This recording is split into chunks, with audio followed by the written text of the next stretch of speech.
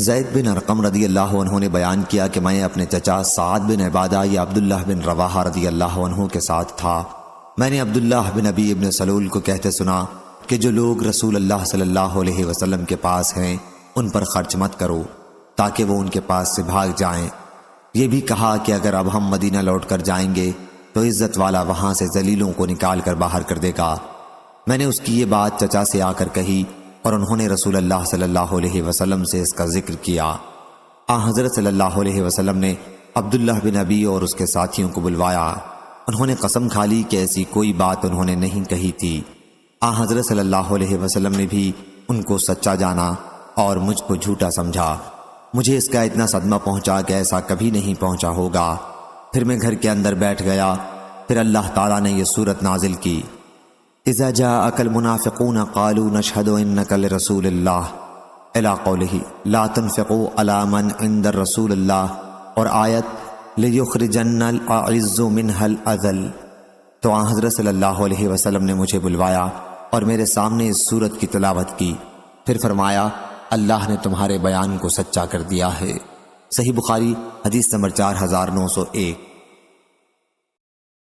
حکم نے بیان کیا، انہوں نے کہا کہ میں نے محمد بن کعب قرظی سے سنا، کہا کہ میں نے حضرت زید بن ارقم رضی اللہ عنہ سے سنا۔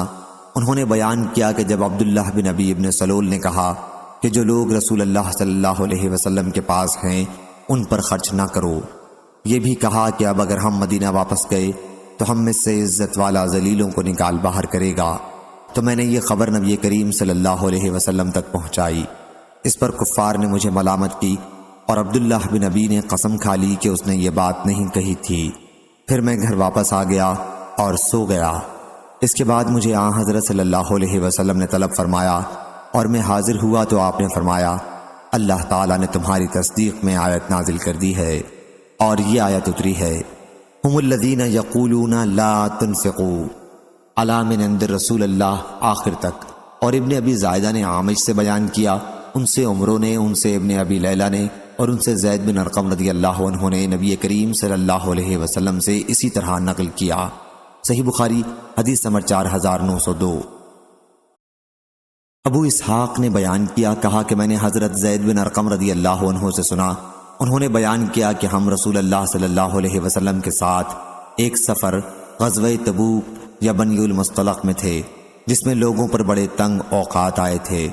عبداللہ بن ابی نے اپنے ساتھیوں سے کہا کہ جو لوگ رسول اللہ صلی اللہ علیہ وسلم کے پاس جمع ہیں ان پر کچھ خرچ مت کرو تاکہ وہ ان کے پاس سے منتشر ہو جائیں۔ اس نے یہ بھی کہا کہ اگر اب ہم مدینہ لوٹ کر جائیں گے تو عزت والا وہاں سے ذلیلوں کو نکال باہر کرے گا۔ میں نے حضور اکرم صلی اللہ علیہ وسلم کی خدمت میں حاضر ہو کر ان کی اس گفتگو کی اطلاع دی تو آپ نے عبداللہ بن ابی ابن سلول کو بلا کر پوچھا۔ اس نے بڑی قسمیں کھا کر کہا کہ میں نے ایسی کوئی بات نہیں کہی۔ لوگوں نے کہا، زید رضی اللہ عنہ نے رسول اللہ صلی اللہ علیہ وسلم کے سامنے جھوٹ بولا ہے۔ لوگوں کی اس طرح کی باتوں سے میں بڑا رنجیدہ ہوا، یہاں تک کہ اللہ تعالیٰ نے میری تصدیق فرمائی اور یہ آیت نازل ہوئی، اذا جاءک المنافقون، یعنی جب آپ کے پاس منافق آئے۔ پھر حضرت صلی اللہ علیہ وسلم نے انہیں بلایا تاکہ ان کے لیے مغفرت کی دعا کریں، لیکن انہوں نے اپنے سر پھیر لیے۔ حضرت زید رضی اللہ عنہ نے بیان کیا کہ اللہ تعالیٰ کے ارشاد، خشبہ مسندہ، گویا وہ بہت بڑے لکڑی کے کھمبے ہیں۔ ان کے متعلق اس لیے کہا گیا کہ وہ بڑے خوبصورت اور ڈیل ڈول معقول مگر دل میں منافق تھے۔ صحیح بخاری حدیث نمبر 4903۔ زید بن ارقم رضی اللہ عنہ نے بیان کیا کہ میں اپنے چچا کے ساتھ تھا۔ میں نے عبداللہ بن ابی ابن سلول کو کہتے سنا کہ جو لوگ رسول اللہ صلی اللہ علیہ وسلم کے پاس ہیں ان پر کچھ خرچ نہ کرو تاکہ وہ منتشر ہو جائیں، اور اگر اب ہم مدینہ واپس لوٹیں گے تو ہم میں سے جو عزت والے ہیں ان ذلیلوں کو باہر کر دیں گے۔ میں نے اس کا ذکر اپنے چچا سے کیا اور انہوں نے رسول اللہ صلی اللہ علیہ وسلم سے کہا۔ جب حضرت صلی اللہ علیہ وسلم نے انہی کی تصدیق کر دی تو مجھے اس کا اتنا افسوس ہوا کہ پہلے کبھی کسی بات پر نہ ہوا ہوگا۔ میں غم سے اپنے گھر میں بیٹھ گیا۔ میرے چچا نے کہا کہ تمہارا کیا ایسا خیال تھا کہ حضرت صلی اللہ علیہ وسلم نے تمہیں جھٹلایا اور تم پر خفا ہوئے ہیں؟ پھر اللہ تعالیٰ نے یہ آیت نازل کی، اذا جاءک المنافقون، جب منافق آپ کے پاس آتے ہیں تو کہتے ہیں کہ آپ بے شک اللہ کے رسول صلی اللہ علیہ وسلم ہیں۔ حضرت صلی اللہ علیہ وسلم نے مجھے بلوا کر اس آیت کی تلاوت فرمائی اور فرمایا کہ اللہ تعالیٰ نے تمہاری تصدیق نازل کر دی ہے۔ صحیح بخاری حدیث نمبر 4904۔ عمرو بن دینار نے بیان کیا اور انہوں نے جابر بن عبداللہ رضی اللہ عنہ سے سنا، انہوں نے بیان کیا کہ ہم ایک غزوہ تبوک میں تھے۔ سفیان نے ایک مرتبہ بجائے غزوہ کے جیش لشکر کا لفظ کہا۔ مہاجرین میں سے ایک آدمی نے انصار کے ایک آدمی کو لات مار دی۔ انصاری نے کہا یا للانصار، یعنی اے انصاریو دوڑو، اور مہاجر نے کہا یا للمہاجرین، یعنی اے مہاجرین دوڑو۔ تو رسول اللہ صلی اللہ علیہ وسلم نے بھی اسے سنا اور فرمایا کیا قصہ ہے، یہ جاہلیت کی پکار کیسی ہے؟ لوگوں نے بتایا کہ یا رسول اللہ صلی اللہ علیہ وسلم، ایک مہاجر نے ایک انصاری کو لات سے مار دیا ہے۔ حضرت صلی اللہ علیہ وسلم نے فرمایا اس طرح جاہلیت کی پکار کو چھوڑ دو کہ یہ نہایت ناپاک باتیں ہیں۔ عبداللہ بن ابی نے بھی یہ بات سنی تو کہا اچھا اب یہاں تک نوبت پہنچ گئی، خدا کی قسم جب ہم مدینہ لوٹیں گے تو ہم سے عزت والا ذلیلوں کو نکال کر باہر کر دے گا۔ اس کی خبر حضور صلی اللہ علیہ وسلم کو پہنچ گئی۔ حضرت عمر رضی اللہ عنہ نے کھڑے ہو کر عرض کیا یا رسول اللہ مجھے اجازت دیں کہ میں اس منافق کو ختم کر دوں۔ حضرت صلی اللہ علیہ وسلم نے فرمایا اسے چھوڑ دو تاکہ لوگ یہ نہ کہیں کہ محمد صلی اللہ علیہ وسلم اپنے ساتھیوں کو قتل کرا دیتے ہیں۔ جب مہاجرین مدینہ منورہ میں آئے تو انصار کی تعداد سے ان کی تعداد کم تھی، لیکن بعد میں ان مہاجرین کی تعداد زیادہ ہو گئی تھی۔ سفیان نے بیان کیا کہ میں نے یہ حدیث عمرو بن دینار سے یاد کی۔ عمرو نے بیان کیا کہ میں نے حضرت جابر رضی اللہ عنہ سے سنا کہ ہم نبی کریم صلی اللہ علیہ وسلم کے ساتھ تھے۔ صحیح بخاری حدیث نمبر 4905۔ عبداللہ بن فضل نے بیان کیا اور انہوں نے حضرت انس بن مالک رضی اللہ عنہ سے ان کا بیان نقل کیا کہ مقام حرہ میں جو لوگ شہید کر دیے گئے تھے ان پر مجھے بڑا رنج ہوا۔ حضرت زید بن ارقم رضی اللہ عنہ کو میرے غم کی اطلاع پہنچی تو انہوں نے مجھے لکھا کہ انہوں نے رسول اللہ صلی اللہ علیہ وسلم سے سنا ہے، آپ صلی اللہ علیہ وسلم فرما رہے تھے کہ اے اللہ انصار کی مغفرت فرما، ان کے بیٹوں کی بھی مغفرت فرما۔ حضرت عبداللہ بن فضل کو اس میں شک تھا کہ آپ نے انصار کے بیٹوں کا بھی ذکر کیا تھا یا نہیں۔ حضرت انس رضی اللہ عنہ سے ان کی مجلس کے حاضرین میں سے کسی نے سوال کیا تو انہوں نے کہا کہ حضرت زید بن ارقم رضی اللہ عنہ ہی وہ ہیں جن کے سننے کی اللہ تعالیٰ نے تصدیق کی تھی۔ صحیح بخاری حدیث نمبر 4906۔ سفیان بن عینہ نے بیان کیا، انہوں نے کہا کہ ہم نے یہ حدیث عمرو بن دینار سے یاد کی۔ انہوں نے بیان کیا کہ میں نے حضرت جابر بن عبداللہ رضی اللہ عنہ سے سنا، وہ بیان کرتے تھے کہ ہم ایک غزوہ میں تھے، اچانک مہاجرین کے ایک آدمی نے انصاری کے ایک آدمی کو مار دیا۔ انصاری نے کہا اے انصاریوں دوڑو، اور مہاجر نے کہا اے مہاجرین دوڑو۔ اللہ تعالیٰ نے یہ اپنے رسول اللہ صلی اللہ علیہ وسلم کو بھی سنایا۔ حضرت صلی اللہ علیہ وسلم نے دریافت فرمایا کیا بات ہے؟ لوگوں نے بتایا کہ ایک مہاجر نے ایک انصاری کو مار دیا ہے۔ اس پر انصاری نے کہا کہ اے انصاریوں دوڑو، اور مہاجر نے کہا اے مہاجرین دوڑو۔ حضرت صلی اللہ علیہ وسلم نے فرمایا اس طرح پکارنا چھوڑ دو کہ یہ نہایت ناپاک باتیں ہیں۔ حضرت جابر رضی اللہ عنہ نے بیان کیا کہ جب نبی کریم صلی اللہ علیہ وسلم مدینہ تشریف لائے تو شروع میں انصار کی تعداد زیادہ تھی، لیکن بعد میں مہاجرین زیادہ ہو گئے تھے۔ عبداللہ بن ابی نے کہا اچھا اب نوبت یہاں تک پہنچ گئی ہے، اللہ کی قسم مدینے واپس ہو کر عزت والے ذلیلوں کو باہر نکال دیں گے۔ حضرت عمر بن خطاب رضی اللہ عنہ نے کہا یا رسول اللہ صلی اللہ علیہ وسلم اجازت ہو تو اس منافق کی گردن اڑا دوں۔ تو نبی اکرم صلی اللہ علیہ وسلم نے فرمایا کہ نہیں، ورنہ لوگ یوں کہیں گے کہ محمد صلی اللہ علیہ وسلم اپنے ہی ساتھیوں کو قتل کرانے لگے ہیں۔ صحیح بخاری حدیث نمبر 4907۔ حضرت عبداللہ بن عمر رضی اللہ عنہ نے خبر دی کہ انہوں نے اپنی بیوی آمنہ بنت غفار کو جبکہ وہ حائضہ تھیں طلاق دے دی۔ حضرت عمر رضی اللہ عنہ نے رسول اللہ صلی اللہ علیہ وسلم سے اس کا ذکر کیا۔ آپ صلی اللہ علیہ وسلم اس پر بہت غصہ ہوئے اور فرمایا کہ وہ ان سے اپنی بیوی سے رجوع کر لیں اور اپنے نکاح میں رکھیں جہاں تک کہ وہ ماہواری سے پاک ہو جائے، پھر ماہواری آئے اور پھر وہ اس سے پاک ہو۔ اب اگر وہ طلاق دینا مناسب سمجھیں تو اس کی پاکی طہر کے زمانے میں اس کے ساتھ ہم بستری سے پہلے طلاق دے سکتے ہیں، بس یہی وقت ہے جس میں اللہ تعالیٰ نے مردوں کو حکم دیا ہے اس میں یعنی حالت طہر میں طلاق دیں۔ صحیح بخاری حدیث نمبر 4908۔ ابو سلمہ بن عبد الرحمن نے خبر دی، انہوں نے بیان کیا کہ ایک شخص ابن عباس رضی اللہ عنہ کے پاس آیا، ابو ہریرہ رضی اللہ عنہ بھی ان کے پاس بیٹھے ہوئے تھے۔ آنے والے نے پوچھا، کیا آپ مجھے اس عورت کے متعلق مسئلہ بتائیے جس نے اپنے شوہر کی وفات کے 4 مہینے بعد بچہ جنا؟ ابن عباس رضی اللہ عنہ نے کہا کہ جس کا خاوند فوت ہو وہ عدت کی 2 مدتوں میں جو مدت لمبی ہو اس کی رعایت کرے۔ ابو سلمہ نے بیان کیا کہ میں نے عرض کیا کہ قرآن مجید میں تو ان کی عدت کا یہ حکم ہے، حمل والیوں کی عدت ان کے حمل کا پیدا ہو جانا ہے۔ ابو ہریرہ رضی اللہ عنہ نے کہا کہ میں بھی اس مسئلے میں اپنے بھتیجے کے ساتھ ہی ہوں۔ ان کی مراد ابو سلمہ بن عبد الرحمن سے تھی۔ آخر ابن عباس رضی اللہ عنہ نے اپنے غلام قریب کو ام المومنین ام سلمہ رضی اللہ عنہا کی خدمت میں بھیجا یہی مسئلہ پوچھنے کے لیے۔ ام المومنین رضی اللہ عنہا نے بتایا کہ سبیہ اسلمیہ کے شوہر سعد بن خولہ رضی اللہ عنہ شہید کر دیے گئے تھے۔ وہ اس وقت حاملہ تھیں۔ شوہر کی موت کے 40 دن بعد ان کے یہاں بچہ پیدا ہوا، پھر ان کے پاس نکاح کا پیغام پہنچا اور رسول اللہ صلی اللہ علیہ وسلم نے ان کا نکاح کر دیا۔ ابو سنابل بھی ان کے پاس پیغام نکاح بھیجنے والوں میں سے تھے۔ صحیح بخاری حدیث نمبر 4909۔ محمد بن سیرین نے بیان کیا کہ میں ایک مجلس میں جس میں عبد الرحمن بن ابی لیلہ بھی تھے موجود تھا۔ ان کے شاگرد ان کی بہت عزت کیا کرتے تھے۔ میں نے وہاں سبیہ بنت الحارث کی عبداللہ بن عتبہ بن مسعود سے حدیث بیان کی کہ اس پر ان کے شاگرد نے زبان اور آنکھوں کے اشارے سے ہونٹ کاٹ کر مجھے تنبیہ کی۔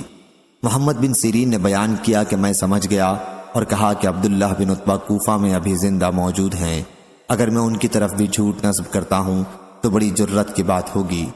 مجھے تنبیہ کرنے والے صاحب اس پر شرمندہ ہو گئے اور عبد الرحمن بن ابی لیلہ نے کہا لیکن ان کے چچا تو یہ بات نہیں کرتے تھے۔ ابن سیرین نے بیان کیا کہ پھر میں ابو عطیہ مالک بن عامر سے ملا اور ان سے یہ مسئلہ پوچھا۔ وہ بھی سبیعہ والی حدیث بیان کرنے لگے، لیکن میں نے ان سے کہا آپ نے حضرت عبداللہ بن مسعود رضی اللہ عنہ سے بھی اس سلسلے میں کچھ سنا ہے؟ انہوں نے بیان کیا کہ ہم حضرت عبداللہ بن مسعود رضی اللہ عنہ کی خدمت میں حاضر تھے تو انہوں نے کہا کیا تم اس پر جس کے شوہر کا انتقال ہو گیا اور وہ حاملہ ہو عدت کی مدت کو طول دے کر سختی کرنا چاہتے ہو اور رخصت و سہولت دینے کے لیے تیار نہیں؟ بات یہ ہے کہ چھوٹی سورہ نساء یعنی سورہ طلاق بڑی سورہ نساء کے بعد نازل ہوئی ہے، اور کہا وَأُولَاتَ الْأَحْمَالَ أَجْلَهُنَّ أَن يَضَعْنَ حَمْلَهُنَّ، اور حمل والیوں کی عدت ان کے حمل کا پیدا ہو جانا ہے۔ صحیح بخاری حدیث نمبر 4910۔ ہشام بن عروہ نے بیان کیا ان سے یحییٰ بن سعید قطان نے، ان سے ابن حکیم نے، ان سے سعید بن جبیر نے اور ان سے ابن عباس رضی اللہ عنہ نے کہا کہ اگر کسی نے اپنے اوپر کوئی حلال چیز حرام کر لی تو اس کا کفارہ دینا ہوگا۔ اور ابن عباس رضی اللہ عنہ نے کہا لقد کان لکم فی رسول اللہ اسوۃ حسنہ، یعنی بے شک تمہارے لیے تمہارے رسول کی زندگی میں بہترین نمونہ ہے۔ صحیح بخاری حدیث نمبر 4911۔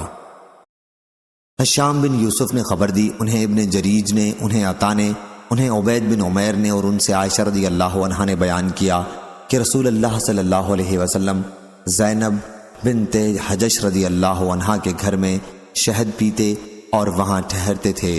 پھر میں نے اور حفصہ رضی اللہ عنہا نے ایسے کیا کہ ہم میں سے جس کے پاس بھی آن حضرت صلی اللہ علیہ وسلم زینب کے یہاں سے شہد پی کر آنے کے بعد داخل ہوں تو وہ کہے کہ کیا آپ نے پیاز کھائی ہے؟ آپ صلی اللہ علیہ وسلم کے منہ سے مغافیر کی بو آتی ہے۔ چنانچہ جب آپ تشریف لائے تو منصوبے کے تحت یہی کہا گیا۔ آن حضرت صلی اللہ علیہ وسلم بدبو کو ناپسند فرماتے تھے، اس لیے آپ نے فرمایا میں نے مغافیر نہیں کھائی ہے، البتہ زینب بنت حجش رضی اللہ عنہا کے یہاں سے شہد پیا تھا، لیکن اب اسے بھی ہرگز نہیں پیوں گا، میں نے اس کی قسم کھا لی ہے، لیکن تم کسی سے اس کا ذکر نہ کرنا۔ صحیح بخاری حدیث نمبر 4912۔ سلیمان بن بلال نے بیان کیا ان سے یحییٰ نے، ان سے عبید بن حنین نے کہ انہوں نے حضرت ابن عباس رضی اللہ عنہ کو حدیث بیان کرتے ہوئے سنا۔ انہوں نے کہا ایک آیت کے متعلق حضرت عمر بن خطاب رضی اللہ عنہ سے پوچھنے کے لیے 1 سال تک میں تردد میں رہا۔ ان کا اتنا ڈر غالب تھا کہ میں ان سے نہ پوچھ سکا۔ آخر وہ حج کے لیے گئے تو میں بھی ان کے ساتھ ہو لیا۔ واپسی میں جب ہم راستے میں تھے، رفع حاجت کے لیے وہ پیلو کے درخت میں گئے۔ بیان کیا کہ میں ان کے انتظار میں کھڑا رہا۔ جب وہ فارغ ہو کر آئے تو پھر میں ان کے ساتھ چلا۔ اس وقت میں نے عرض کیا، امیر المومنین، امہات المومنین میں وہ کون 2 عورتیں تھیں جنہوں نے نبی کریم صلی اللہ علیہ وسلم کے لیے متفقہ منصوبہ بنایا تھا؟ انہوں نے بتلایا کہ حفصہ اور عائشہ رضی اللہ عنہا تھیں۔ بیان کیا کہ میں نے عرض کیا، اللہ کی قسم میں یہ سوال آپ سے کرنے کے لیے 1 سال سے ارادہ کر رہا تھا، لیکن آپ کے رعب کی وجہ سے پوچھنے کی ہمت نہیں ہوتی تھی۔ حضرت عمر رضی اللہ عنہ نے کہا، ایسا نہ کیا کرو۔ جس مسئلے کے متعلق تمہارا خیال ہو کہ میرے پاس اس سلسلے میں کوئی علم ہے تو اسے پوچھ لیا کرو۔ اگر میرے پاس اس کا کوئی علم ہوگا تو تمہیں بتا دیا کروں گا۔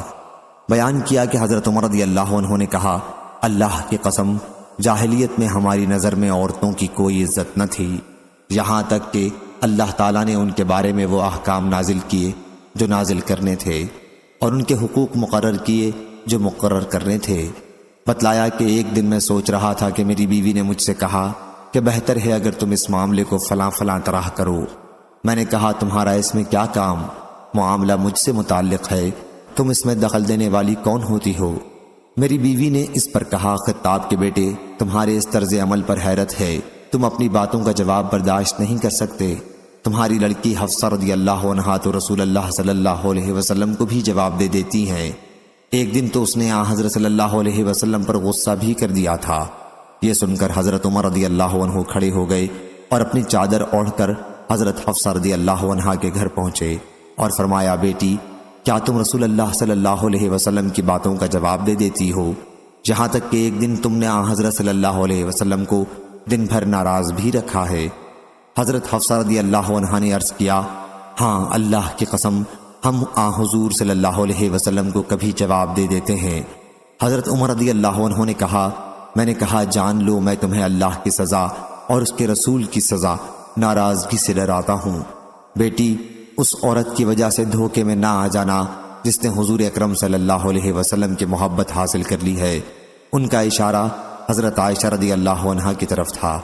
کہا کہ پھر میں وہاں سے نکل کر ام المومنین حضرت ام سلمہ رضی اللہ عنہا کے پاس آیا، کیونکہ وہ بھی میری رشتہ دار تھیں۔ میں نے ان سے بھی گفتگو کی۔ انہوں نے کہا، ابن خطاب، تعجب ہے کہ آپ ہر معاملے میں دخل اندازی کرتے ہیں اور آپ چاہتے ہیں کہ حضرت صلی اللہ علیہ وسلم اور ان کی ازواج کے معاملات میں بھی دخل دیں۔ اللہ کی قسم، انہوں نے میری ایسی گرفت کی کہ میرے غصے کو ٹھنڈا کر کے رکھ دیا۔ میں ان کے گھر سے باہر نکل آیا۔ میرے ایک انصاری دوست تھے۔ جب میں حضرت صلی اللہ علیہ وسلم کی مجلس میں حاضر نہ ہوتا تو وہ مجلس کی تمام باتیں مجھ سے آ کر بتایا کرتے، اور جب وہ حاضر نہ ہوتے تو میں انہیں آ کر بتایا کرتا تھا۔ اس زمانے میں ہمیں غسان کے بادشاہ کی طرف سے ڈر تھا۔ اطلاع ملی تھی کہ وہ مدینہ پر چڑھائی کرنے کا ارادہ کر رہا ہے۔ اس زمانے میں کئی عیسائی و ایرانی بادشاہ ایسا غلط گھمنڈ رکھتے تھے کہ یہ مسلمان کیا ہیں، ہم جب چاہیں گے ان کا صفایا کر دیں گے، مگر سارے خیالات غلط ثابت ہوئے۔ اللہ نے اسلام کو غالب کیا، چنانچہ ہم کو ہر وقت یہی خطرہ رہتا تھا۔ ایک دن اچانک میرے انصاری دوست نے دروازہ کھٹکھٹایا اور کہا، کھولو کھولو کھولو۔ میں نے کہا، معلوم ہوتا ہے غسانی آ گئے۔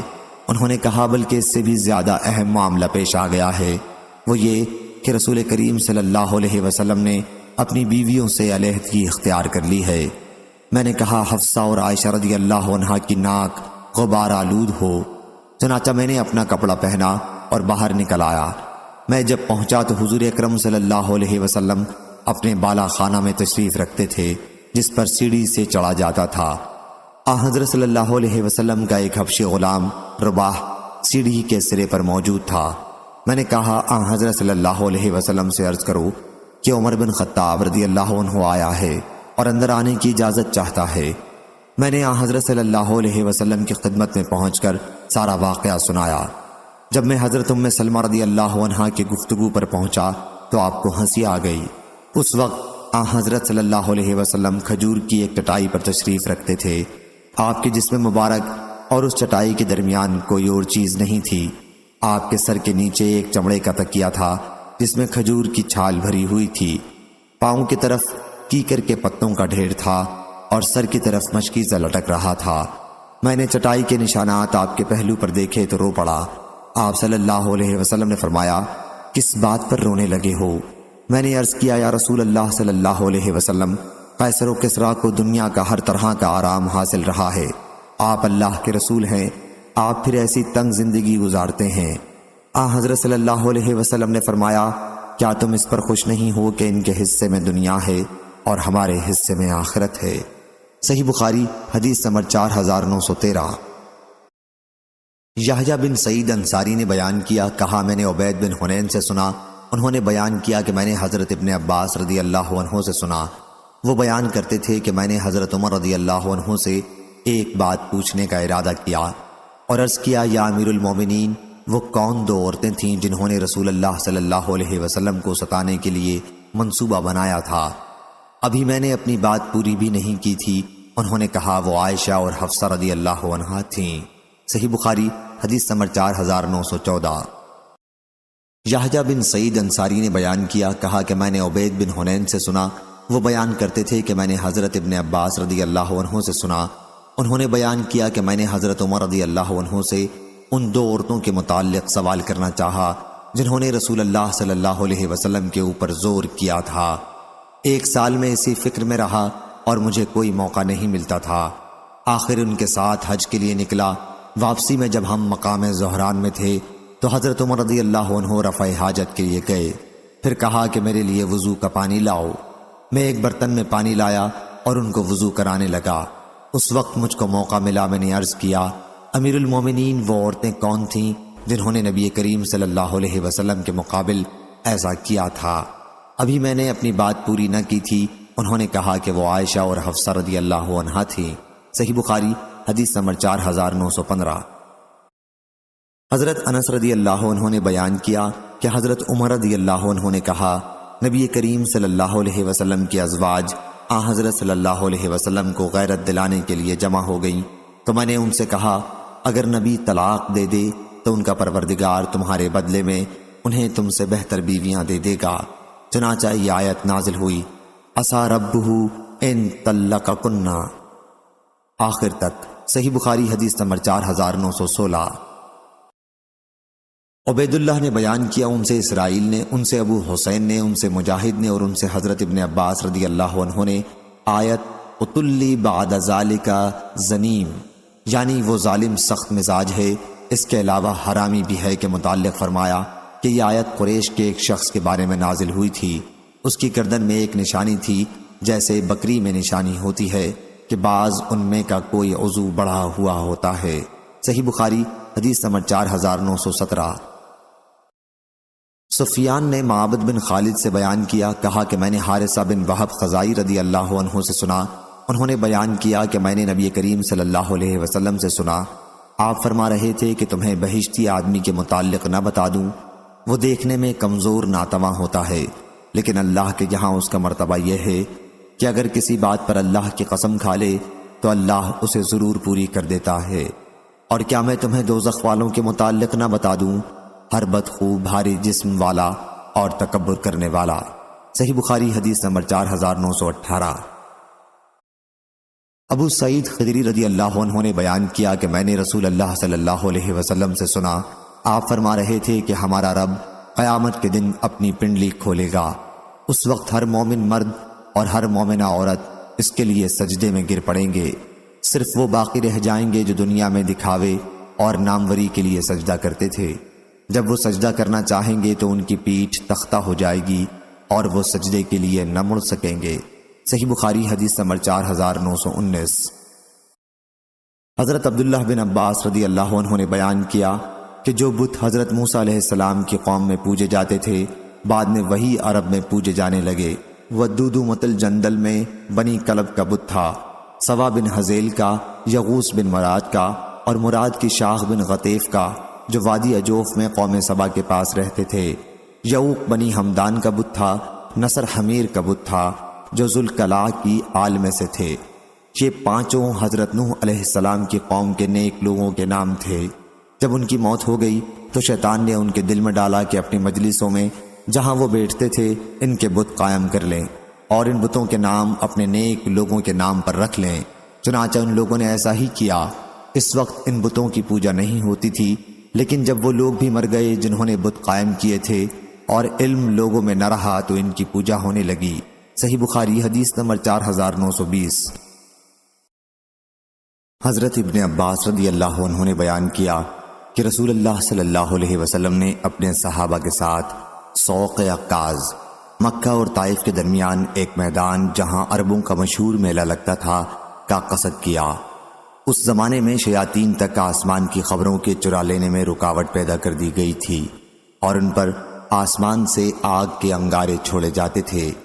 جب وہ جن اپنی قوم کے پاس لوٹ کر آئے تو ان کی قوم نے ان سے پوچھا کہ کیا بات ہوئی۔ انہوں نے بتایا کہ آسمان کی خبروں میں اور ہمارے درمیان رکاوٹ کر دی گئی ہے اور ہم پر آسمان سے آگ کے انگارے برسائے گئے ہیں۔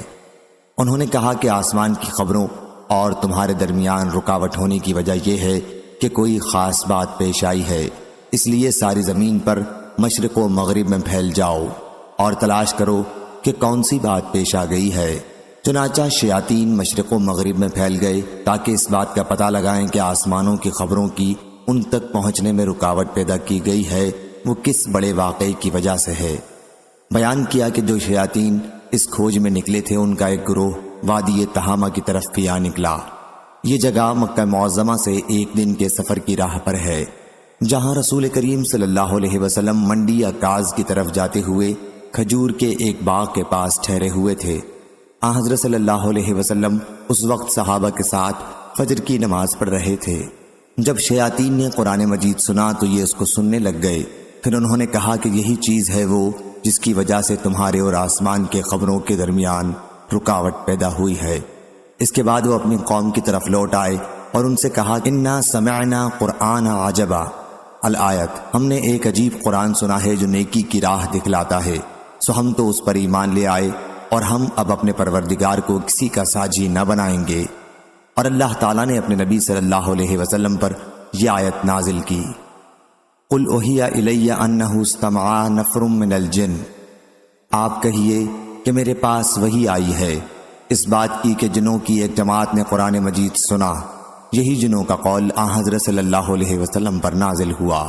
صحیح بخاری حدیث نمبر 4921۔ علی بن مبارک نے بیان کیا ان سے یحییٰ بن ابی کثیر نے، انہوں نے ابو سلمہ بن عبد الرحمن سے پوچھا کہ قرآن مجید کی کون سی آیت سب سے پہلے نازل ہوئی تھی؟ انہوں نے کہا کہ یا ایھا المدثر۔ میں نے عرض کیا کہ لوگ تو کہتے ہیں کہ اقرأ بسم ربک الذی خلق سب سے پہلے نازل ہوئی، اور ابو سلمہ نے اس پر کہا کہ میں نے حضرت جابر بن عبداللہ رضی اللہ عنہ سے پوچھا، اور جو بات ابھی تم نے مجھ سے کہی وہی میں نے بھی ان سے کہی تھی، لیکن حضرت جابر رضی اللہ عنہ نے کہا تھا کہ میں تم سے وہی حدیث بیان کرتا ہوں جو ہم سے رسول اللہ صلی اللہ علیہ وسلم نے ارشاد فرمائی تھی۔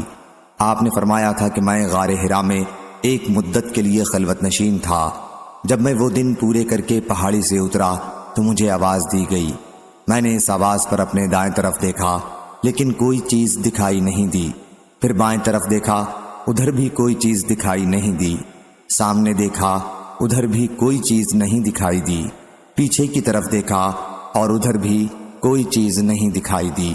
اب میں نے اپنا سر اوپر کی طرف اٹھایا تو مجھے ایک چیز دکھائی دی، پھر میں خدیجہ رضی اللہ عنہا کے پاس آیا اور ان سے کہا کہ مجھے کپڑا اوڑھا دو اور مجھ پر ٹھنڈا پانی ڈالو۔ فرمایا کہ پھر انہوں نے مجھے کپڑا اوڑھا دیا اور ٹھنڈا پانی مجھ پر بہایا۔ فرمایا کہ پھر یہ آیت نازل ہوئی، یا ایھا المدثر قم فانذر وربک فکبر، یعنی اے کپڑے میں لپٹنے والے اٹھیے، پھر لوگوں کو عذاب الہی سے ڈرائیے اور اپنے پروردگار کی بڑائی بیان کیجیے۔ صحیح بخاری حدیث نمبر 4922۔ حرب بن شداد نے بیان کیا ان سے یحییٰ بن ابی کثیر نے، ان سے ابو سلمہ نے اور ان سے حضرت جابر بن عبداللہ رضی اللہ عنہ نے کہ نبی کریم صلی اللہ علیہ وسلم نے فرمایا میں غار حرا میں تنہائی اختیار کیے ہوئے تھا۔ یہ روایت بھی عثمان بن عمر کی حدیث کی طرح ہے جو انہوں نے علی بن مبارک سے بیان کی ہے۔ صحیح بخاری حدیث نمبر 4923۔ یحییٰ نے بیان کیا، کہا کہ میں نے ابو سلمہ سے پوچھا کہ قرآن مجید کی کون سی آیت سب سے پہلے نازل ہوئی تھی؟ فرمایا کہ یا ایھا المدثر۔ میں نے کہا کہ مجھے خبر ملی ہے کہ اقرا بسم ربک الذی خلق سب سے پہلے نازل ہوئی۔ ابو سلمہ نے بیان کیا کہ میں نے حضرت جابر بن عبداللہ رضی اللہ عنہ سے پوچھا تھا کہ قرآن کی کون سی آیت سب سے پہلی نازل ہوئی تھی۔ انہوں نے فرمایا کہ یا ایھا المدثر، اے کپڑے میں لپٹنے والے۔ میں نے ان سے یہی کہا تھا کہ مجھے تو خبر ملی ہے کہ اقرا بسم ربک الذی خلق سب سے پہلے نازل ہوئی تھی، تو انہوں نے کہا کہ میں تمہیں وہی خبر دے رہا ہوں جو میں نے رسول اللہ صلی اللہ علیہ وسلم سے سنی ہے۔ حضرت صلی اللہ علیہ وسلم نے فرمایا کہ میں نے غار حرا میں تنہائی اختیار کی۔ جب میں وہ مدت پوری کر چکا اور نیچے اتر کر وادی کے بیچ میں پہنچا تو مجھے پکارا گیا۔ میں نے اپنے آگے پیچھے دائیں بائیں دیکھا اور مجھے دکھائی دیا کہ فرشتہ آسمان اور زمین کے درمیان کرسی پر بیٹھا ہے۔ پھر میں خدیجہ رضی اللہ عنہا کے پاس آیا اور ان سے کہا کہ مجھے کپڑا اوڑھا دو اور میرے اوپر ٹھنڈا پانی ڈالو، اور مجھ پر یہ آیت نازل ہوئی، یا ایھا المدثر، اے کپڑے میں لپٹنے والے، اٹھیے، پھر لوگوں کو عذاب آخرت سے ڈرائیے اور اپنے پروردگار کی بڑائی کیجیے۔ صحیح بخاری حدیث نمبر 4924۔ جابر بن عبداللہ رضی اللہ عنہ نے بیان کیا کہ میں نے نبی کریم صلی اللہ علیہ وسلم سے سنا، حضرت صلی اللہ علیہ وسلم درمیان میں وحی کا سلسلہ رک جانے کا حال بیان فرما رہے تھے۔ آپ نے فرمایا کہ میں رو رہا تھا کہ میں نے آسمان کی طرف سے آواز سنی۔ میں نے اپنا سر اوپر اٹھایا تو وہی فرشتہ نظر آیا جو میرے پاس غار حرا میں آیا تھا۔ وہ آسمان و زمین کے درمیان کرسی پر بیٹھا ہوا تھا۔ میں اس کے ڈر سے گھبرا گیا۔ پھر میں گھر واپس آیا اور خدیجہ رضی اللہ عنہا سے کہا کہ مجھے کپڑا اوڑھا دو، مجھے کپڑا اوڑھا دو۔ انہوں نے مجھے کپڑا اوڑھا دیا۔ پھر اللہ تعالیٰ نے آیت یا ایھا المدثر سے فہجر تک نازل کی۔ یہ سورت نماز فرض کیے جانے سے پہلے نازل ہوئی تھی۔ الرجس سے مراد بت ہے۔ صحیح بخاری حدیث نمبر 4925۔ ابن شہاب نے بیان کیا کہ میں نے ابو سلمہ سے سنا، انہوں نے بیان کیا کہ میں نے حضرت جابر بن عبداللہ رضی اللہ عنہ سے سنا، انہوں نے نبی کریم صلی اللہ علیہ وسلم سے سنا۔ حضرت صلی اللہ علیہ وسلم درمیان میں وحی کے سلسلے کے رک جانے سے متعلق بیان فرما رہے تھے کہ میں چل رہا تھا کہ میں نے آسمان کی طرف سے آواز سنی۔ اپنی نظر کو آسمان کی طرف اٹھا کر دیکھا تو وہی فرشتہ نظر آیا جو میرے پاس غار حرا میں آیا تھا۔ وہ کرسی پر آسمان اور زمین کے درمیان میں بیٹھا ہوا تھا۔ میں اسے دیکھ کر اتنا ڈرا کہ زمین پر گر پڑا۔ پھر میں اپنی بیوی کے پاس آیا اور ان سے کہا کہ مجھے کپڑا اوڑھا دو، مجھے کپڑا اوڑھا دو۔ انہوں نے مجھے کپڑا اوڑھا دیا۔ پھر اللہ تعالیٰ نے یہ آیت نازل کی، یا ایھا المدثر فہجر تک۔ ابو سلمہ نے بیان کیا کہ الرجز بت کے معنی میں ہے۔ پھر وہی گرم ہو گئی اور سلسلہ نہیں ٹوٹا۔ صحیح بخاری حدیث نمبر 4926۔ حضرت ابن عباس رضی اللہ عنہ نے بیان کیا کہ جب نبی کریم صلی اللہ علیہ وسلم پر وحی نازل ہوتی تو آپ اس پر اپنی زبان ہلایا کرتے تھے۔ سفیان نے کہا کہ اس ہلانے سے آپ کا مقصد وحی کو یاد کرنا ہوتا تھا۔ اس پر اللہ تعالیٰ نے یہ آیت نازل کی، آپ جلدی جلدی لینے کے لیے اس پر زبان نہ ہلایا کریں، اس کا جمع کر دینا اور اس کا پڑھوا دینا، یہ ہر دو کام تو ہمارے ذمہ ہیں۔ صحیح بخاری حدیث نمبر 4927۔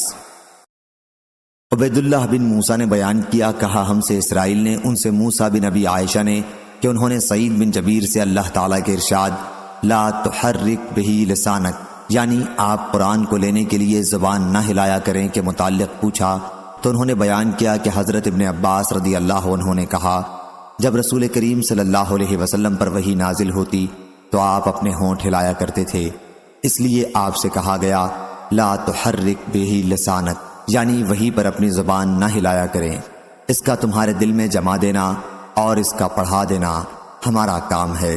جب ہم اس کو پڑھ چکیں یعنی جبرائیل علیہ السلام کو سنا چکیں تو جیسا جبرائیل علیہ السلام نے پڑھ کر سنایا تو بھی اس طرح پڑھ، پھر یہ بھی ہمارا ہی کام ہے کہ ہم تیری زبان سے اس کو پڑھوا دیں گے۔ صحیح بخاری حدیث نمبر 4928۔ جریر نے بیان کیا، ان سے موسیٰ بن ابی عائشہ نے، ان سے سعید بن جبیر نے، ان سے حضرت ابن عباس رضی اللہ عنہ نے اللہ تعالیٰ کے ارشاد لا تحرک بہ لسانک لتستعجل بہ، یعنی آپ اس کو جلدی جلدی لینے کے لیے اس پر زبان نہ ہلایا کریں کے متعلق بتلایا کہ جب حضرت جبریل علیہ السلام آپ پر وحی نازل کرتے تو رسول کریم صلی اللہ علیہ وسلم اپنی زبان اور ہونٹ ہلایا کرتے تھے۔ اور آپ پر یہ بہت سخت گزرتا، یہ آپ کے چہرے سے بھی ظاہر ہوتا تھا۔ اس لیے اللہ تعالیٰ نے وہ آیت نازل کی جو سورہ لا اقسم بیوم القیامہ میں ہے، یعنی لا تحرک بہ لسانک، یعنی آپ اس کو جلدی جلدی لینے کے لیے اس پر زبان نہ ہلایا کریں، یہ تو ہمارے ذمہ ہے اس کا جمع کر دینا اور اس کا پڑھوانا۔ پھر جب ہم اسے پڑھنے لگیں تو آپ اس کے پیچھے یاد کرتے جایا کریں، یعنی جب ہم وحی نازل کریں تو آپ غور سے سنیں۔ پھر اس کا بیان کرا دینا بھی ہمارے ذمہ ہے، یعنی یہ بھی ہمارے ذمہ ہے کہ ہم اسے آپ کی زبانی لوگوں کے سامنے بیان کرا دیں۔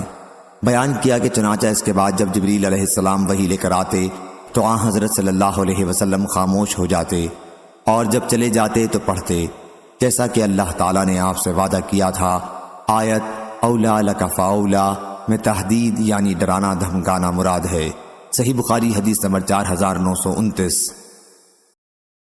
حضرت عبداللہ بن مسعود رضی اللہ عنہ نے بیان کیا کہ ہم رسول اللہ صلی اللہ علیہ وسلم کے ساتھ تھے اور آپ پر سورہ والمرسلات نازل ہوئی تھی، اور ہم اس کو آپ صلی اللہ علیہ وسلم کے منہ سے سیکھ رہے تھے کہ اتنے میں ایک سانپ نکل آیا۔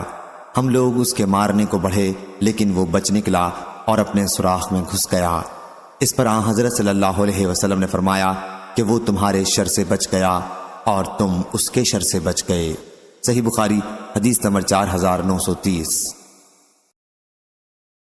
یحییٰ بن آدم نے خبر دی، انہیں اسرائیل نے، انہیں منصور نے یہی حدیث، اور اسرائیل نے اس حدیث کو عامش سے، انہوں نے ابراہیم سے، انہوں نے علقمہ سے، انہوں نے عبداللہ بن مسعود رضی اللہ عنہ سے بھی روایت کیا ہے۔ اور یحییٰ بن آدم کے ساتھ اس حدیث کو اسود بن عامر نے اسرائیل سے روایت کیا، اور حفص بن غیاث اور ابو معاویہ اور سلیمان بن قرم نے عامش سے، انہوں نے ابراہیم سے، انہوں نے اسود سے روایت کیا۔ اور یحییٰ بن حماد شیخ بخاری نے کہا ہم کو ابو عوانہ نے خبر دی، انہوں نے مغیرہ بن مقسم سے، انہوں نے ابراہیم سے، انہوں نے علقمہ سے، انہوں نے عبداللہ بن مسعود رضی اللہ عنہ سے، اور محمد بن اسحاق نے اس حدیث کو عبد الرحمن بن اسود سے روایت کیا۔ انہوں نے اپنے والد اسود سے، انہوں نے عبداللہ بن مسعود رضی اللہ عنہ سے بیان کیا۔ ہم سے قتیبہ بن سعید نے بیان کیا، کہا ہم سے جریر نے بیان کیا، ان سے عامش نے، ان سے ابراہیم نے، ان سے اسود نے بیان کیا، اور ان سے حضرت عبداللہ بن مسعود رضی اللہ عنہ نے بیان کیا کہ ہم رسول کریم صلی اللہ علیہ وسلم کے ساتھ ایک غار میں تھے کہ آپ پر سورہ والمرسلات نازل ہوئی۔ ہم نے اسے آپ کے منہ سے یاد کر لیا، اس وحی سے آپ کے دہن مبارک کی تازگی ابھی ختم نہیں ہوئی تھی کہ اتنے میں ایک سانپ نکل پڑا۔ آن حضرت صلی اللہ علیہ وسلم نے فرمایا اسے زندہ نہ چھوڑو۔ بیان کیا کہ ہم اس کی طرف بڑھے لیکن وہ نکل گیا۔ اس پر آن حضرت صلی اللہ علیہ وسلم نے فرمایا کہ تم اس کے شر سے بچ گئے اور وہ تمہارے شر سے بچ گیا۔ صحیح بخاری حدیث نمبر 4931۔ عبد الرحمن بن عابس نے بیان کیا، کہا میں نے حضرت ابن عباس رضی اللہ عنہ سے آیت انہا ترمی بشرر کالقصر یعنی وہ انگارے برسائے گی جیسے بڑے محل کے متعلق پوچھا، اور انہوں نے کہا کہ ہم 3 ہاتھ کی لکڑیاں اٹھا کر رکھتے ہیں، ایسا ہم جاڑوں کے لیے کرتے تھے تاکہ وہ جلانے کے کام آئیں، اور ان کا نام قصر رکھتے تھے۔ صحیح بخاری حدیث نمبر 4932۔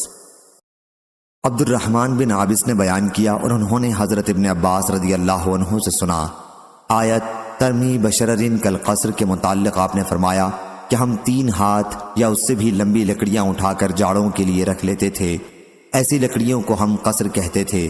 کأنہم جمالات صفر سے مراد کشتی کی رسیاں ہیں جو جوڑ کر رکھی جائیں، وہ آدمی کی کمر برابر موٹی ہو جائیں۔ صحیح بخاری حدیث نمبر 4933۔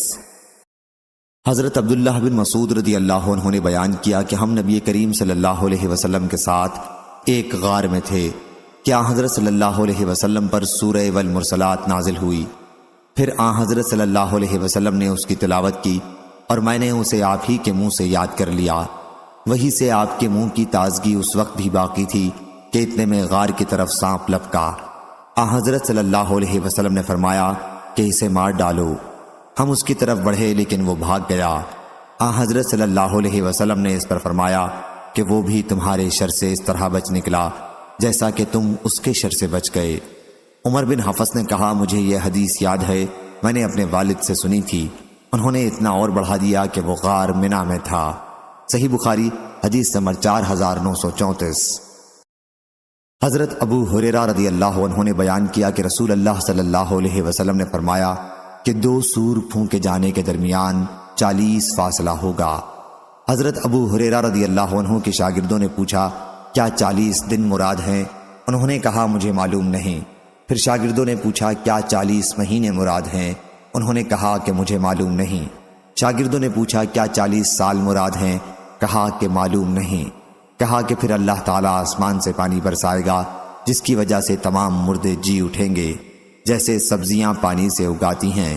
اس وقت انسان کا ہر حصہ گل چکا ہوگا سوا ریڑھ کی ہڈی کے، اور اس سے قیامت کے دن تمام مخلوق دوبارہ بنائی جائے گی۔ صحیح بخاری حدیث نمبر 4935۔